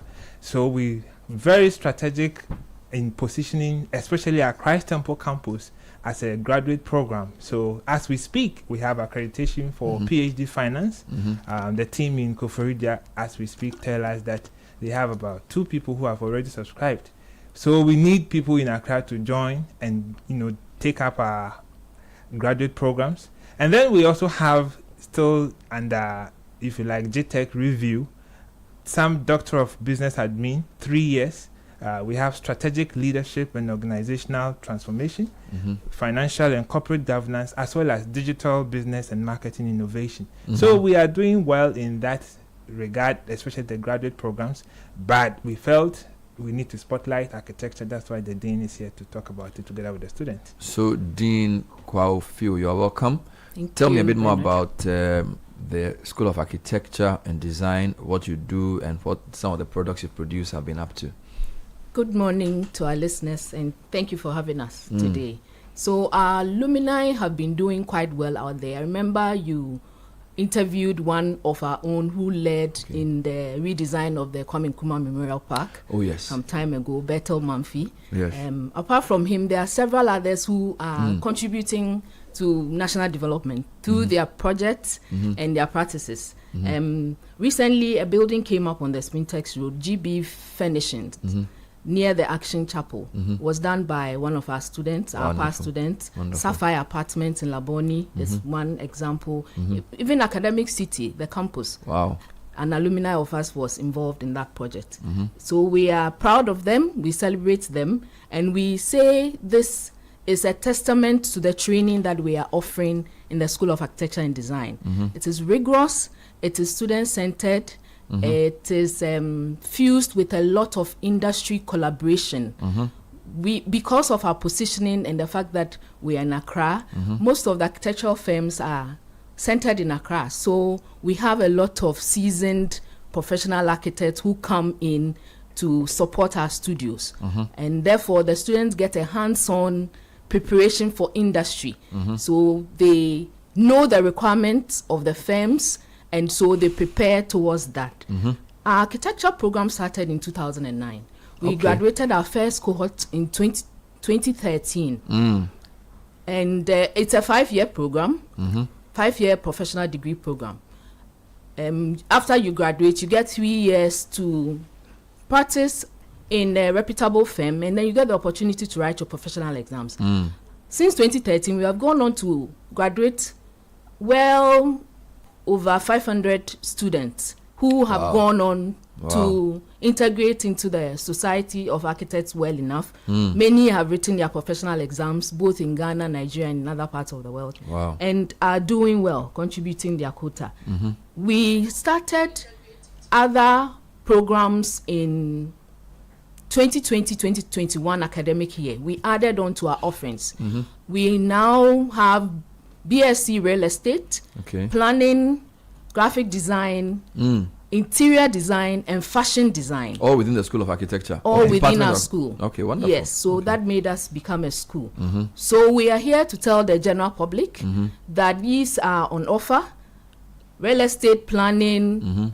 interior design, fashion design, graphic design. Wow. Prospective students can apply and join the CU family. Apart from the fact that we are training ethical and transformational leaders, in the School of Architecture and Design specifically, we train you to be ready for work. Mhm. Our class sizes are relatively smaller, Mhm. and therefore you have more contact hours with your lectures. And therefore the student gets a more personalized academic support. Mm. And so the likelihood of you being able to finish the program is higher. And so your employability rate also goes up. So we're saying that join us in CU, join the CU family, come to the School of Architecture and Design, Mhm. and come and take on one of these professional courses. So who can apply for your programs, whether diploma, undergrad, or postgraduate? What are the qualifications? So we WASI, SSC Mhm. diploma holders Mhm. can apply, and if you have a degree, you can also apply. Mhm. We would assess it, assess your transcripts, and then give you a space in our school. Do you look at what courses a person needs to have done to qualify for architecture? So, for example, do I need to have done science? Will geography be necessary? What are some of the possible combinations that make it easier for me to cope with the work in architecture, particularly, and then also the possibly design the program. design programs? Okay, so for architecture, in our school, you can offer any course. Is it? In secondary school. Hey. You come in. Once you make the cutoff point, Yes, you can join us. Wow. Yes, so we all You start you off train on a me- you level train us enough to know playing how to do it. field. Yeah. Okay. Zero, we start from zero, and we train you enough Wow. to do it. Yes. Wow. So from any program, you Mm. can apply. I see. And for the other design courses too, we take from any program, apart from real estate, that you should have done some elective maths and geography or economics. I see, Yes. because I thought the design courses, you needed visual arts as a basis. Yes. So if you have that, it's an advantage, but otherwise you are can learn still it from okay. You scratch. can learn. All right, so Mr. Bishi, you're a student in level 400. Tell me about your story. How did you get into Central? What were your expectations, and how do you find the place? Awesome. So originally, coming into Central, I just needed a place where I Mhm. could give off my creative capabilities, and Mhm. that was aimed at architecture. Mhm. So I had an interest in architecture beforehand, and then I came into the school. I didn't know what to expect at Mhm. first, but then I came in and I was well surprised. Architecture as a whole, and then the school in itself gave me a very great opportunity to learn a lot about the industry, a lot that I didn't know about beforehand. Mhm. You know, so it was really a roller coaster in the beginning. You know, you realize that architecture is an all-encompassing course. You have to be a historian, a philosopher, Hey. construction manager, all of these things at once. And Mhm. I had to learn all of these things coming into Central, you know, and it also gave me the opportunity to meet a lot of well-known architects, because Central is in Accra, as our Vice Dean has mentioned. You know, it's really well connected, and I just got the opportunity to speak to many great architects as well. So you're enjoying your time at the school. How many years do you have left? Yeah, so currently in my 4th year, I'll be completing next year. It's a 5-year 1 year. program. Yes. And then you do the attachment or whatever you call it for a number of years. Yes, you work in a You firm work for 3 years. For 3 years, and then you can write your qualify professional exam. to write your professional exam. It's a long way. Yes. It's a long way. Wonderful. Did you study in Ghana before coming to Central? So I grew up and was born in South Africa. That's where I did my high school Mhm. diploma. Then I came here. I finished off with WASI before Mhm. I came into Wow. Central University. You've traveled a lot. So let's talk about the admission process, Yes. right? I'm coming back to Evans. How can listeners apply, and what are some of the requirements? So basically, you go to our website, central.edu.gh, and you have everything you need to know about each program, well spelled out there. All right. Central.edu.gh. But more importantly, I know a lot of times when we have the WASI results released, people want to find out these are the grades of my kids or my children or my people I'm taking care of. How can they get admission? Thankfully, Bernard, I'm pleased to announce that one of our IT students, I think the last time the dean was here, one of our IT students has done a great job. Well, now he's no more a student, he's working with our ICT directorate. Okay. By cracking the code, developed what he calls eligibility app, which is also on the website. So if you have your grade, you just go in there and enter the grade. And all courses within our program offering that based on your grade you are eligible to apply for will pop up for you to make your own selection. Wonderful. You don't need to talk to anybody. So Okay. that's how simple we've made the system for you to be able to make a decision. If it's architecture, you will know. If it's some other programs, you get to know. Communication, all the other programs, please go to our website, check out for the eligibility checker, and then you'll be well served. Let me also add that we are running admissions on all 3 campuses. Miocho campus, our main campus, our Christ Temple campus, which I said we position strategically for graduate programs. So if you want to do evening, weekend programs, that's where you want to consider in your choice. Then the Kumasi campus, located on the CCC premises at Eija. Wonderful. So there we also run a number of programs, which you can find details online. Give me a number or a So the website. numbers to call 0307 020 540. That's our main admission hotline. 0307 020 540. Okay. Then our WhatsApp line 0555 that's 0555 1010 93. I Okay. repeat 0555 1010 93 is our WhatsApp line. You may call as well. So with this, you will be well served by our admissions team. Faith, integrity, and excellence. Central University. Architect Ninette Kwaofio, Vice Dean, School of Architecture and Design. Evans Edigenfi, Assistant Registrar for Corporate Affairs and PR. And Marie Mahabag Agbeshi, a level 400 student from the school. Central is really excited to have you. Get in touch and get admitted. Thank you for being on the show, guys. Thank you, Bernard.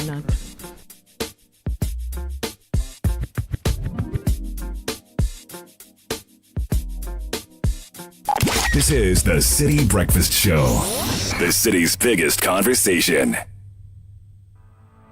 For decades, we have helped businesses connect with their trade partners all over the globe. From Ghana to Burkina Faso, Cote d'Ivoire, Benin, Togo, Senegal, China, Morocco, France, Netherlands, and many other countries. We have made it possible to bring Ghana to the world. We have brought small and medium businesses closer to their customers across the regions in Ghana with our SME support facilities. We have brought relief and smiles to the faces of families with our employee personal loans. With our cutting-edge technology and digital support, we take the burden of complex thinking off you, making life simple. That is who we are, as close as a partner. Bank of Africa. We are indeed the African bank with the global reach.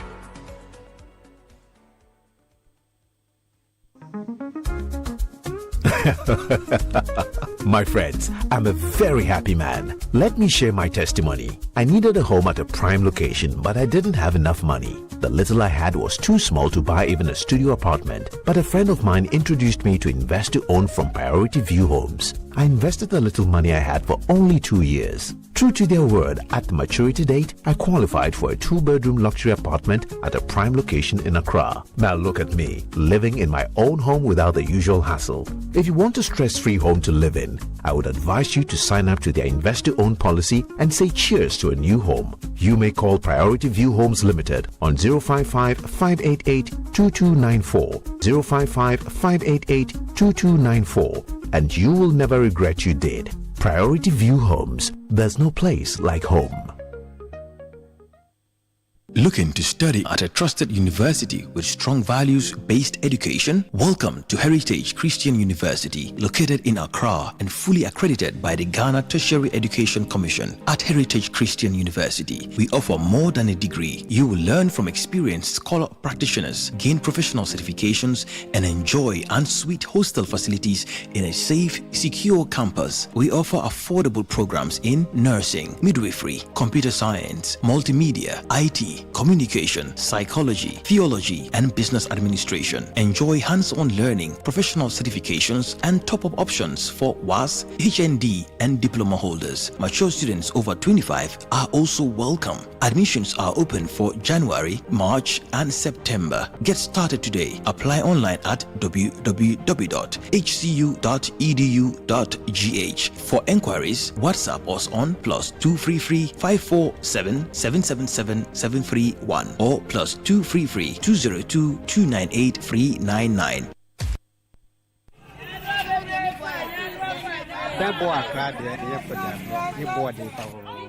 When the lights go off, when water won't flow, when rent goes up and wages don't, someone must ask the hard questions.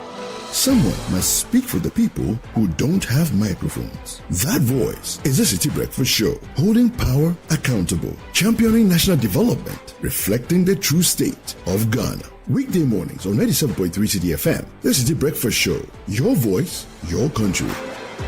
The Citi Breakfast Show on 97.3 Citi FM.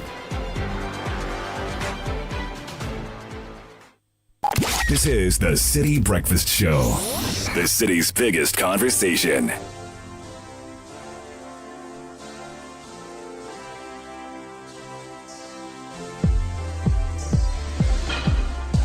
Time check is 19 minutes past 9. Are you getting good insights from your data and decision making?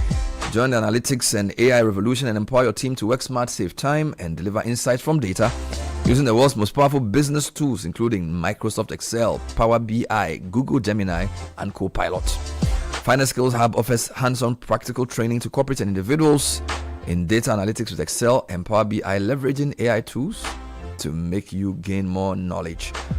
Reach out to us on 0244782356 or visit our website finexskillshub.com to sign up for our corporate and individual training sessions. Litina Travels is taking Team Ghana to the biggest global football event on the planet, USA, Canada, and Mexico. It's the Litina 2-in-1 experience, uniting world-class football and global business in one unforgettable journey. Now, the package includes visa to watch all 3 group stage matches, 3 official match tickets, return charter flight, hotel accommodation, travel insurance, and exclusive access to business networking events across the 3 host nations. So how do you get on board? Call 050-667-6957 or 0205-229-553 or visit Litina at Alisa Hotel North Ridge. Litina, your gateway to the 2026 FIFA World Cup. All right, so friends from the Kwame Nkrumah University of Science and Technology, 10th level tech, they are here. KS University alumni have a Captains of Industry Soiree and Awards night happening very soon, and I have in studio the global president, KS University Alumni Association, Herman Yobo Adai. Welcome to the show, Herman. Thank you. So your post is big. You are the global president. Yeah. The whole world. Champion guy. Alexia Akuba Mensah is a member of the Alumni Association. Alexia, welcome to the show. Thank you very much. So you're also the global what? I'm a fresh. That's a fresh from That's yard. nice. Wonderful. So tech, right? How long has KNUST been in existence, by the way? How old is your university? This year we are celebrating our 75th anniversary. Wow. Yeah, so look out for that one also. Amazing. And so this Captains of Industry thing, is this something you do every year or is it a new one you're doing for the anniversary? So this is the maiden edition. Mhm. This is the first one. And the plan is to sustain it going into the future. Captains of Industry Awards and Soiree Night. What is it? Okay, so this is a brilliant idea that came from the VC and management of the university. Mhm. Their perspective was that throughout the history of KNUST, Mhm. certain individuals, including alumni, and certain organizations Mhm. have been of very immense, consistent support. Mhm. And the university had never taken the opportunity to Mhm. recognize this publicly. So they wanted us to have a celebration to appreciate all those benefactors that have been very supportive to the university and to do it in a very formal way. So this is a novel platform. It is a novel one. Mhm. And for the maiden edition, the VC says that as many of these people that have been supporting us, Mhm. we should try and recognize them. And then from next year, Mhm. we'll scale back a So who qualifies as a captain of industry at this year's award, and what kind of impact or legacy are you looking to recognize? Okay, so first thing to clarify, it's Mhm. not a competitive award Okay. program. Mhm. It is an appreciation night. So Correct. we are appreciating individuals, corporate organizations, state-owned organizations that have been consistently supportive. Mhm. So it was not a highly selective process. We got the university community, the colleges, management, alumni groups, and stakeholders to nominate. And then for as much as the program timing could allow, we tried to accommodate as many of these people as possible. So it cuts across private enterprises, state-owned organizations, political leadership, alumni in different spheres and industries, cutting across. Do we have a date yet for this event? It's actually happening tomorrow. Oh, no, Yes, tomorrow. it's tomorrow, 30th January. Wow. At the Labadi Beach Hotel. Hey. Yes. I see. Yes. So, From Alexia, 6 p.m. why should alumni, corporate leaders, and general public even bother to attend this event at all? What would they get beyond the awards? So it's not just an appreciation night. Mhm. It's a platform for young alumni, old alumni to meet people, to network, because we have so many people coming tomorrow. And sorry, there's so much to tap from them. There's so much to learn from these people. And also we'll be launching our endowment fund, and that's to create a stable platform or a more structured platform for more organizations or for more people or alumni to give to support the university and all our endeavors. So that endowment fund will be launched tomorrow, in Yes, addition to the dinner awards night. By the way, Herman, how big is your alumni network? Oh, it is big. I mean, they say there's no country on this planet that you don't find a KNUST alumni. And the next level of challenge for us is to create a very structured approach to collect the data and to network in a very sustainable way. But we are all over the world. So the event is tomorrow at 6 p.m. Labadi Beach. Have tickets been sold or is it free? How do you get to attend as an alumnus? So it's not limited to alumni only. So any well-wisher who wants to support, you can go to knustalumni.com and book a ticket. Okay. Yeah, a ticket is for 1,400. And we're going to have a fantastic... knustalumni.com. Yes. So you can book online. Yes. So it's a Labadi Beach Hotel. Yes. Yeah. Tomorrow, what time? 6 p.m. sharp. 6 p.m. till Mama calls. Tomorrow is Friday. Oh? Yeah. That is the whole idea. So it's into the Saturday. Yes. By the way, when did you finish KNUST? 2024. And what did you study? Telecom engineering. Hey, so you're a telecom engineer. You are doing national service. I'm done with my national service Okay. now. What hall were you in?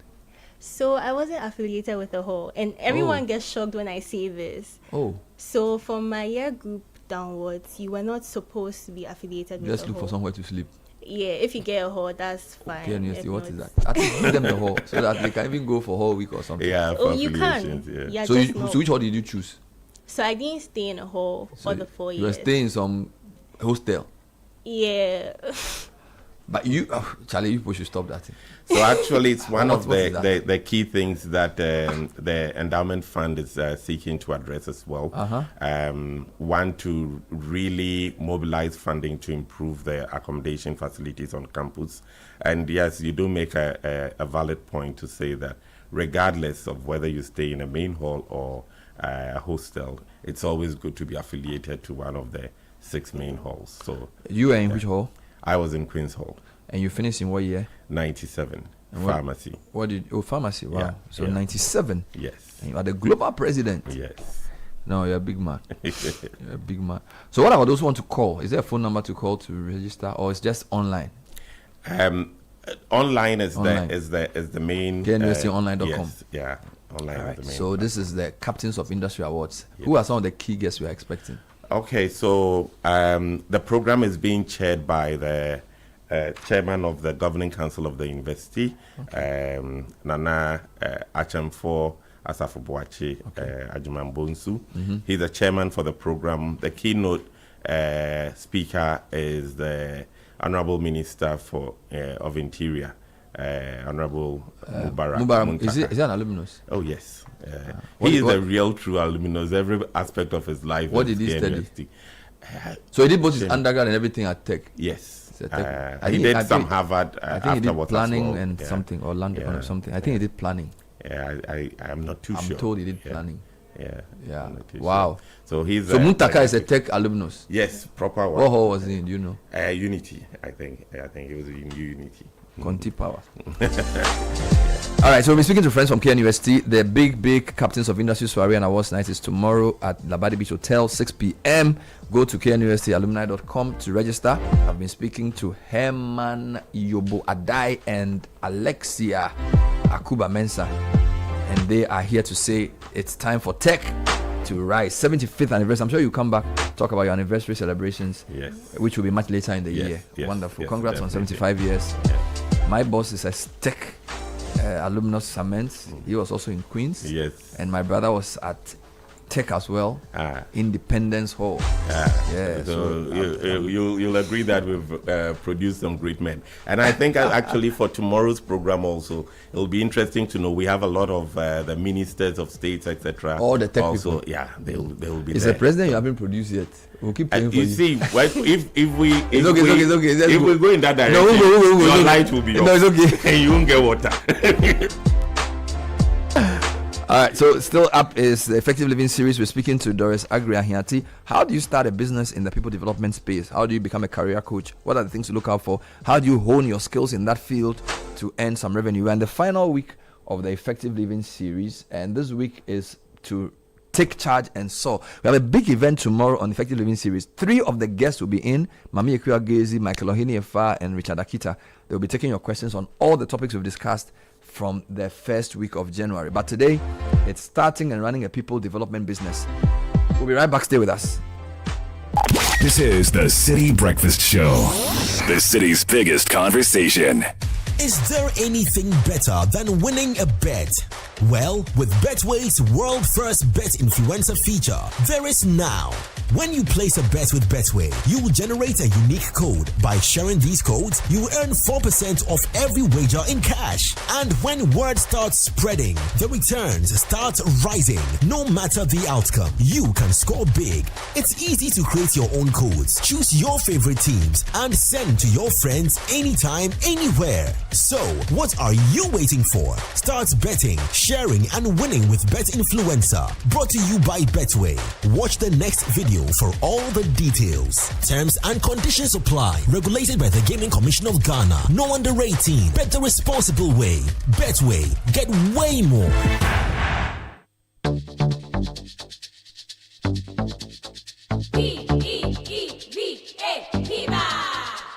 Looking for a burst of flavor in every sip?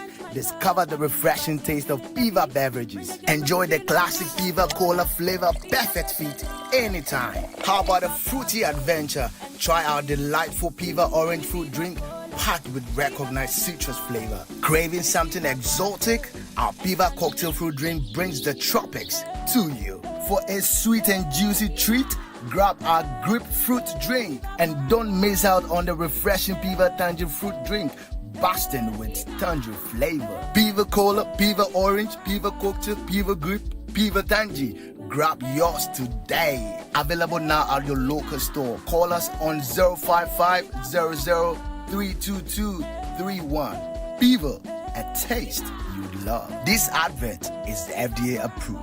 P for Piva. When you hit the road, anything can happen. Drive with motor insurance that's fast, reliable, and always there when it matters. Whether it is comprehensive motor insurance, third-party fire and theft, or third-party only, Provident Insurance will sort you out. Insure or renew from January to March and enjoy fuel coupons and exclusive branded souvenirs. Terms and conditions apply. Drive confident, drive protected. Visit any Provident Insurance branch nationwide, our agency outlets, or licensed brokers. You can also call 050-937-4928 for inquiries or visit providencegh.com for more information. Remember, Ghana card is required for individuals and TIN number for corporate clients and for all motor insurance transactions in line with NIC directives. With Provident, land your cover. Electroland Love Offers is here. Give your special one an electrified Valentine's gift. We've got you. Top brands, crazy discounts, and freebies. We are sorting you and your loved ones this Valentine. Rock love tunes with Samsung, TCL, or NASCO home theaters. Watch love movies on LED smart TVs. Chill out with our top air conditioners. Bedside fridge for champagne? Check. Cook up love with 4 to 6 grill and oven gas cooker? Check. Surprise them with top or front load washing machines. Visit our showrooms or go to www.electrolandgh.com or call 050-315-9739. Electroland, home of luxury affordable electronics. New year, new goals, new beginnings. Admissions are now open for our January intake at Lancaster University, Ghana. Experience world-class learning, vibrant campus life, and a global community, all in Ghana. For more information, contact us at +233 030 211 8989 or send an email to admissions@lancaster.edu.gh. Start your journey with Lancaster University, Ghana. Apply today and shape the future you've been dreaming of. This is the City Breakfast Show, the city's biggest conversation.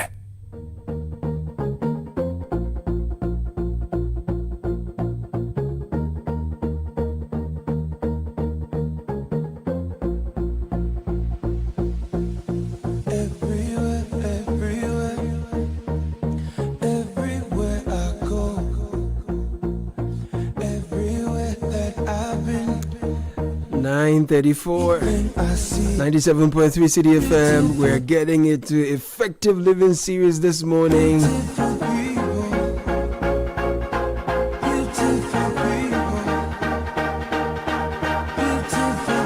And our focus is on coaching and people development as a career.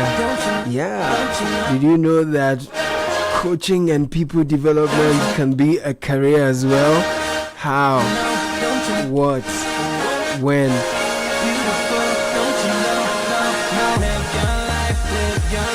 All that conversation coming up shortly with Doris Ahiati, Crescendo Consult. Effective Living Series is brought to you by Petra Trust and Hallmark Freight and Consultancy Ghana Limited. It's always good to have you around. And to Doris Ahiati, good morning. Happy New Year as well. Thank you and good morning, Caleb. Many happy returns to you. Solid. So we're saying that coaching and people development is a career on its own? Yes, and it's a broad heading of a career. In there, you would find learning and development specialists. Okay. You would find HR managers. Okay. You would find what we call OD, Organizational Development Consultants. What's that? You would find coaches. Should I say that again? Yes, please. So we have the learning and development specialists, Okay. HR managers. Mhm. We have the organizational development consultants, Okay. and we have coaches. Okay, coaches. Yes. Right. So it's a whole chain of areas that people can look into and get better at and develop a whole career in. That's right. Right. What are some of the myths around the industry that we need to demystify? Okay, so let me start with a quick background. Right. Starting with, if you are going to pursue a career in any of these subsets that I mentioned, or the broad area of people coaching and people development, you need to be someone that has a growth mindset. Okay. Very and important. You also need to have an attitude or aptitude for continuous learning. And you can already imagine what will happen to you if you are truly passionate and committed to continuous learning and a growth mindset. The little bit I'll say about growth mindset is where you are seeing the cup to be half full as opposed to half empty. Okay. You talk about demystifying. There are a number of things that people development specialists would do. They are ultimately helping you to enhance your skills, enhance your knowledge and performance within organizations and also in communities. They help you to unearth potential that may be there and you are not even aware are there. And so they create learning experiences. They support you in your career progression. And they deliver services like training, development programs, performance management, career coaching, and mentoring, leadership development, and organizational change management. Now, the myths come in here where people think, why do I even need somebody to help me in my progression with my performance, with knowledge, with skills? Because I feel like I'm really good already. Exactly. Why do I need a coach? Yeah. And that is because there's a myth that the person who is coming to coach me is coming to tell me what to do. Okay. And yes, we understand that you have been living with yourself since you were born. So you are the master and the expert of your life, which is actually what a professional coach believes and works with. Right. Having unconditional positive regard for who you are, your identity, your beliefs. Unconditional positive regard Yes. for the client. Yes. Okay. No matter who. No matter who you are. So there's no judgment. There's no way we'll say that, oh, this person can't be what they are dreaming of becoming. Okay. And we work with you. So I think the myths come in because people think our street view or the work environment abuse of the word coaching is what a professional coach actually is doing. Okay. But the International Coaching Federation defines coaching to be partnering with the client in a thought-provoking and a creative process that maximizes the personal and professional potential of the client. I'll take that again. Partnering with the client in a creative and thought-provoking process which maximizes the client's personal and professional potential. Wow, so it's a partnership. It's a partnership. It's not really an installation of 5 ways to become hardworking, 10 ways to be more effective, 25 ways to make more money. Exactly. Break bad habits, 21 something. So coaching is different from training, from lecturing, from consulting, motivational from counseling, motivational speaking, mentoring. Coaching is not advising.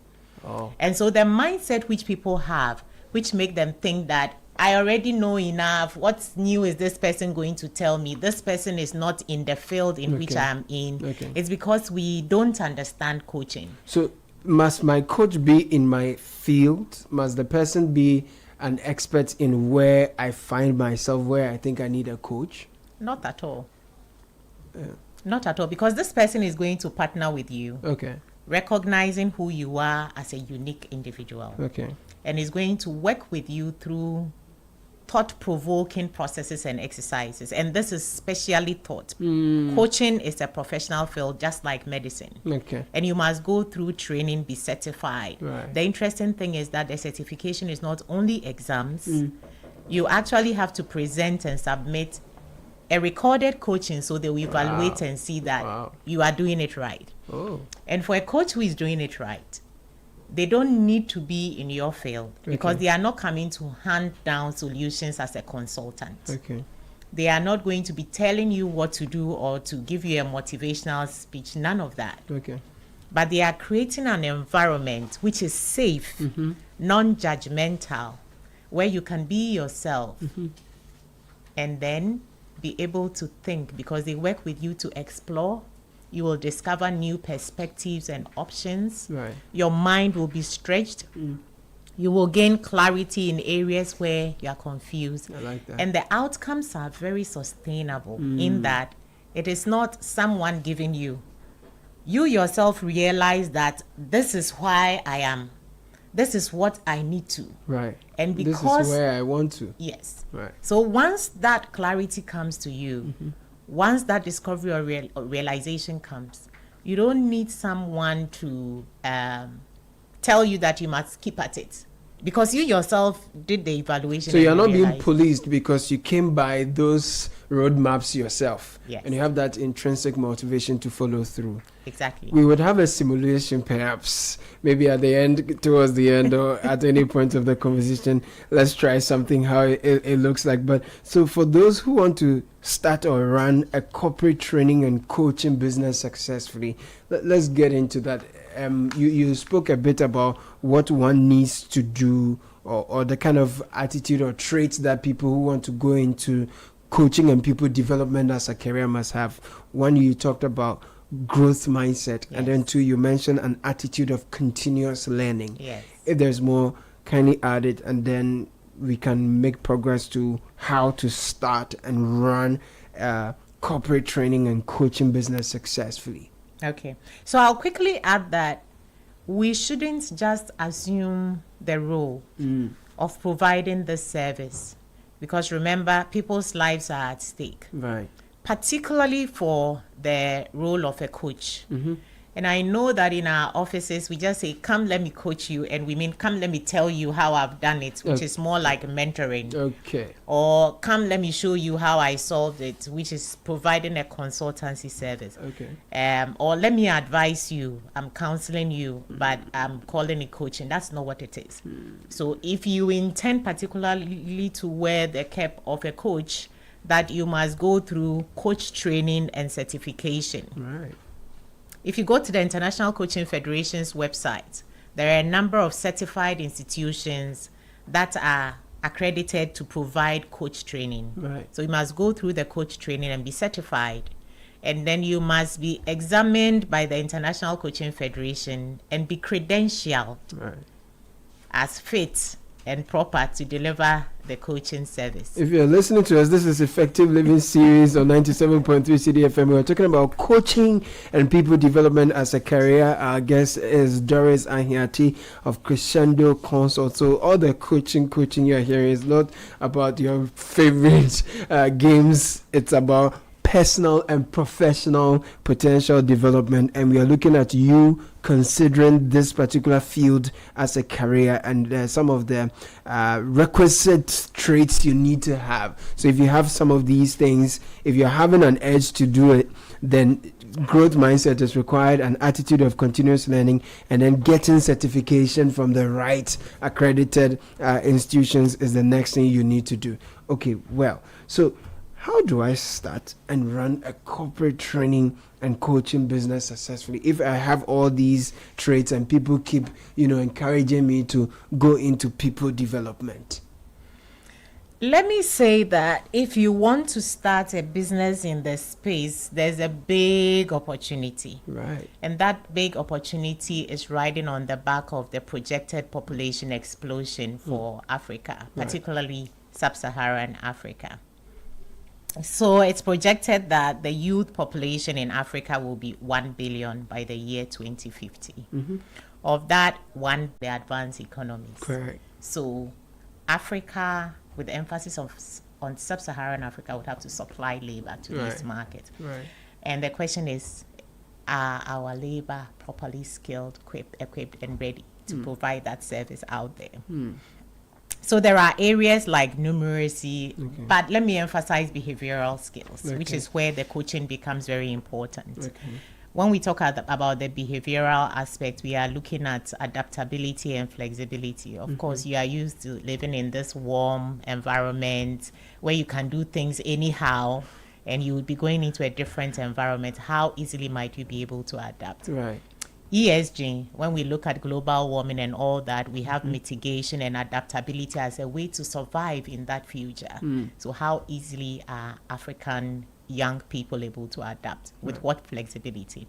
Areas like time management and organization, problem solving, also critical thinking ability, our mindset when it comes to perseverance, teamwork and collaboration, leadership and management skills. These are some of the top areas where a coach would be working with you to develop competency. Right. And if you are starting a business to take advantage of this opportunity, like you said, the first thing would be to determine where your opportunities are. So that's what I've just given. Determine where your opportunities are. Right. And so whether you want to look at leadership and management, resilience, organization, time management, ESG, adaptability and flexibility, all these are areas to consider. Teamwork. Right, teamwork, yes. So if you are seeking to specialize in a particular niche, and continually you have to be open to learning, developing additional skills, certifications that empower you to be able to deliver it. Right. So that's also touching on the niche, the specific smaller area that you are going to focus on. And then of course all that comes with business planning, drawing your business plan, setting the objectives, what revenue model you are going to be pursuing, because you've got to make money out of it. Very important. To be able to sustain it. Very important. What strategy you are going to pursue to grow. It's required if you are running a business that you register. So you in Ghana, you would have to be with the registrar of companies, Registrar General's Department. Right. Get registered and establish the brand. It's important that over time you build credibility on that brand so that people can trust what you are offering to them. There will be partnerships that you would need. There will be frameworks that you need to fall on. Right. And then crafting of your standardized proposals, how you are going to, what message you are pitching to the market for them to subscribe to your services. Okay. And then once you are starting, there's importance for you to identify the needs assessment, because the fact that you have a hammer doesn't mean you should go hammering everything. You need to identify in what environment. Right. Maybe some people have even encountered your proposal and they want to use your services. You still need to check. Just because they've approached you and you need to generate revenue doesn't mean you go doing anything. You need to do the needs assessment to align what's on the ground with what you actually can and have to provide. Okay. And then you can provide that. All right. And then leverage whatever digital tools you might be able to find and use. Right. Good financial management will be important Very, if you are very running important. this as a business. Yeah. And then continue to improve on your offerings. I take it for granted that you would have identified what your target market is. Very important. Whether it's organizations, large corporates, SMEs, whether it's public institutions, whether it's private, non-profits. And then who are the decision makers that you are engaging? Right. Is it at the managerial level, board level, middle management? And then the participants that you are also targeting for every specific solution that you're providing. Let's drill a bit into the core services that can be provided under the area of coaching and people development as a career. Okay. So when we go to core services, we are looking at leadership and management development programs. Right. Sometimes we have people that are excelling when it comes to technical competency. I'm an engineer, I'm a pharmacist, I'm an IT professional, and I'm doing excellently. Performance is great. And so I'm promoted to a higher level.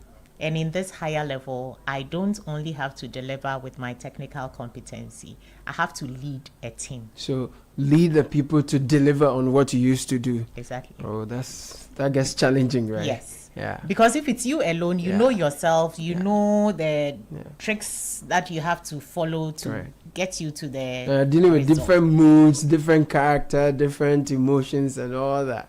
So that's going to require a certain extra competency, Right. which is in leading people. Okay. And your interpersonal skills, your emotional intelligence is Right. going to come to play. How you make decisions, Mm. how you deal with conflict, all these things are going to come to So play. I guess at this point, it's very good to get in touch with a coach. Yes. Okay. And the coaches are also taking note that this is where they can come in and play that role. There are other core services you want to talk about as well. Yes.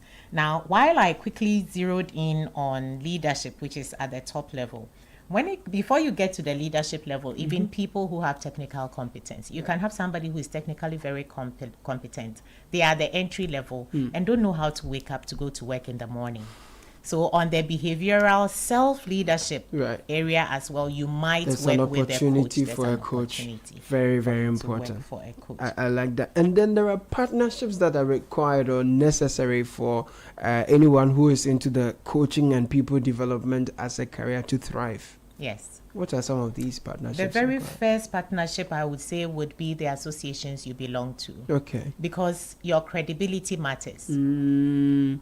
You don't just get certified and you've cut contact with whoever certified you, because there are ethics and professional codes that you need to abide by. Right. And if we don't know that you still maintain the partnership where you were certified and credentialed, then you're a suspect, because you could be doing things that are outside of what is required. There's nobody. Unethical stuff. Thank you. Nobody's holding you accountable.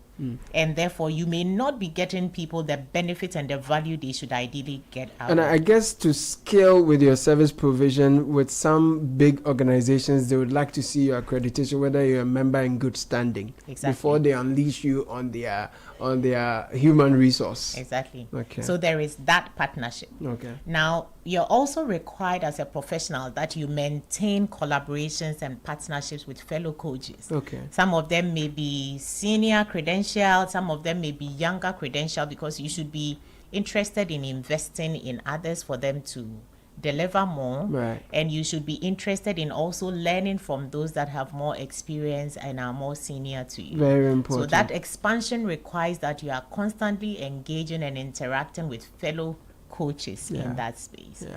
And you see obviously that we sit with HR managers, Yeah. also with L&D specialists, and sometimes we are playing O&OD, organizational development roles. So all the professionals in this space are people that you want to be in touch with.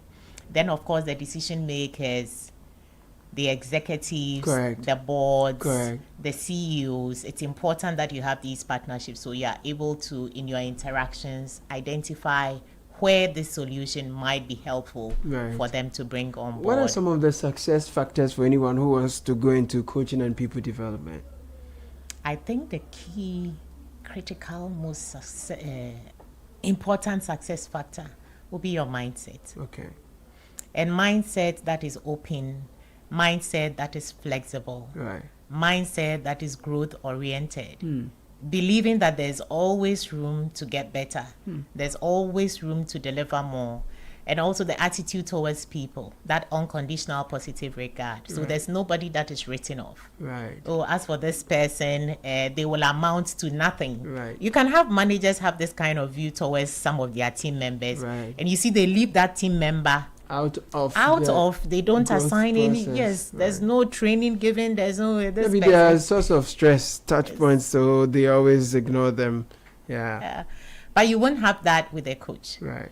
And so these attitudes and tendencies towards human being, recognizing that every human being has got that potential in there, and when they are given the right support, the right environment, that they would be able to map out their own journey and navigate successfully towards it.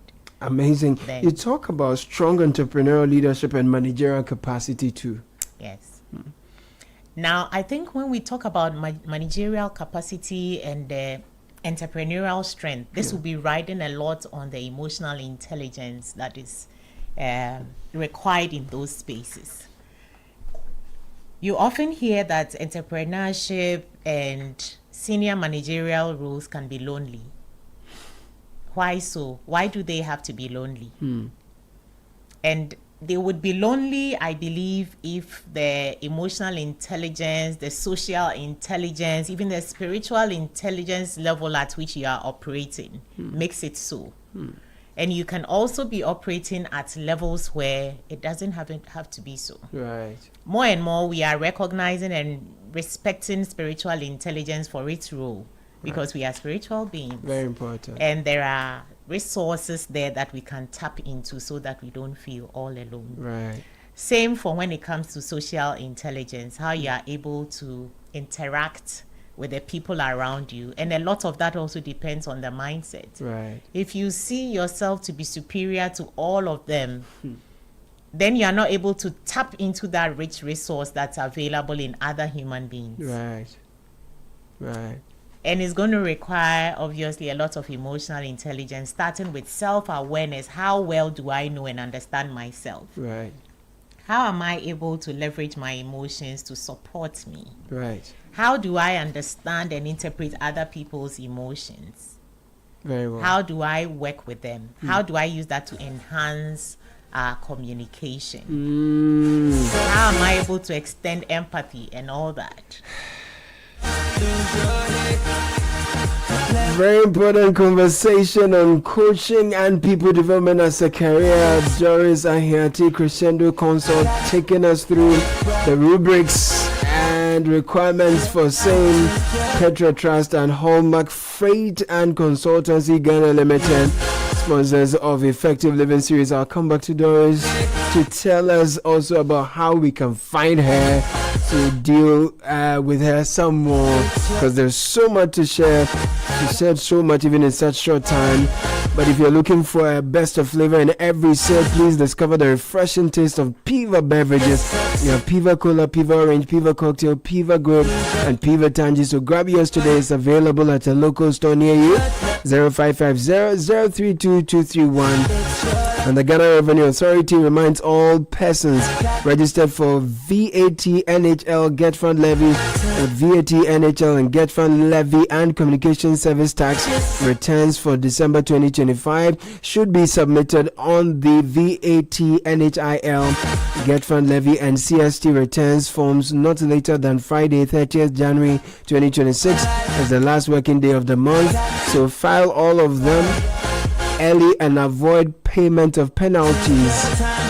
For the levies, the penalty is 500 Ghana cedis and a further penalty of 10 Ghana cedis for each day the return is not submitted. For CST operators, late filing of returns attracts a pecuniary penalty of 2,000 Ghana cedis and a further penalty of 500 Ghana cedis for each day the return is not submitted. Remember to submit the December 2025 returns not later than Friday, 30th January 2026. Last working day.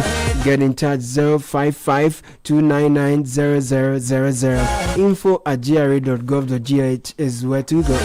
Now, after receiving hundreds of nominations for the Channel 1 Community Legends from communities across the country, the search for the most deserving and heartwarming stories are underway. Every entry is being carefully reviewed as we identify stories that truly inspire and create impact. So get ready for the exciting reveal and grand celebration of the 10 Channel 1 Community Legends, only on Channel 1 TV and Citi FM.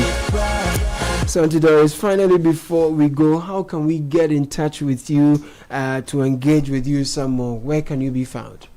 So, I'm accessible on email. Okay. DorisAhiati@gmail.com. Okay. DorisAhiati, AHIATI @gmail.com. Fantastic. I can be reached on 0244 679753. Right. And 0244 679753. Yes, Doris Ahiati on all social media platforms. Fantastic. All Crescendo Consults. Fantastic.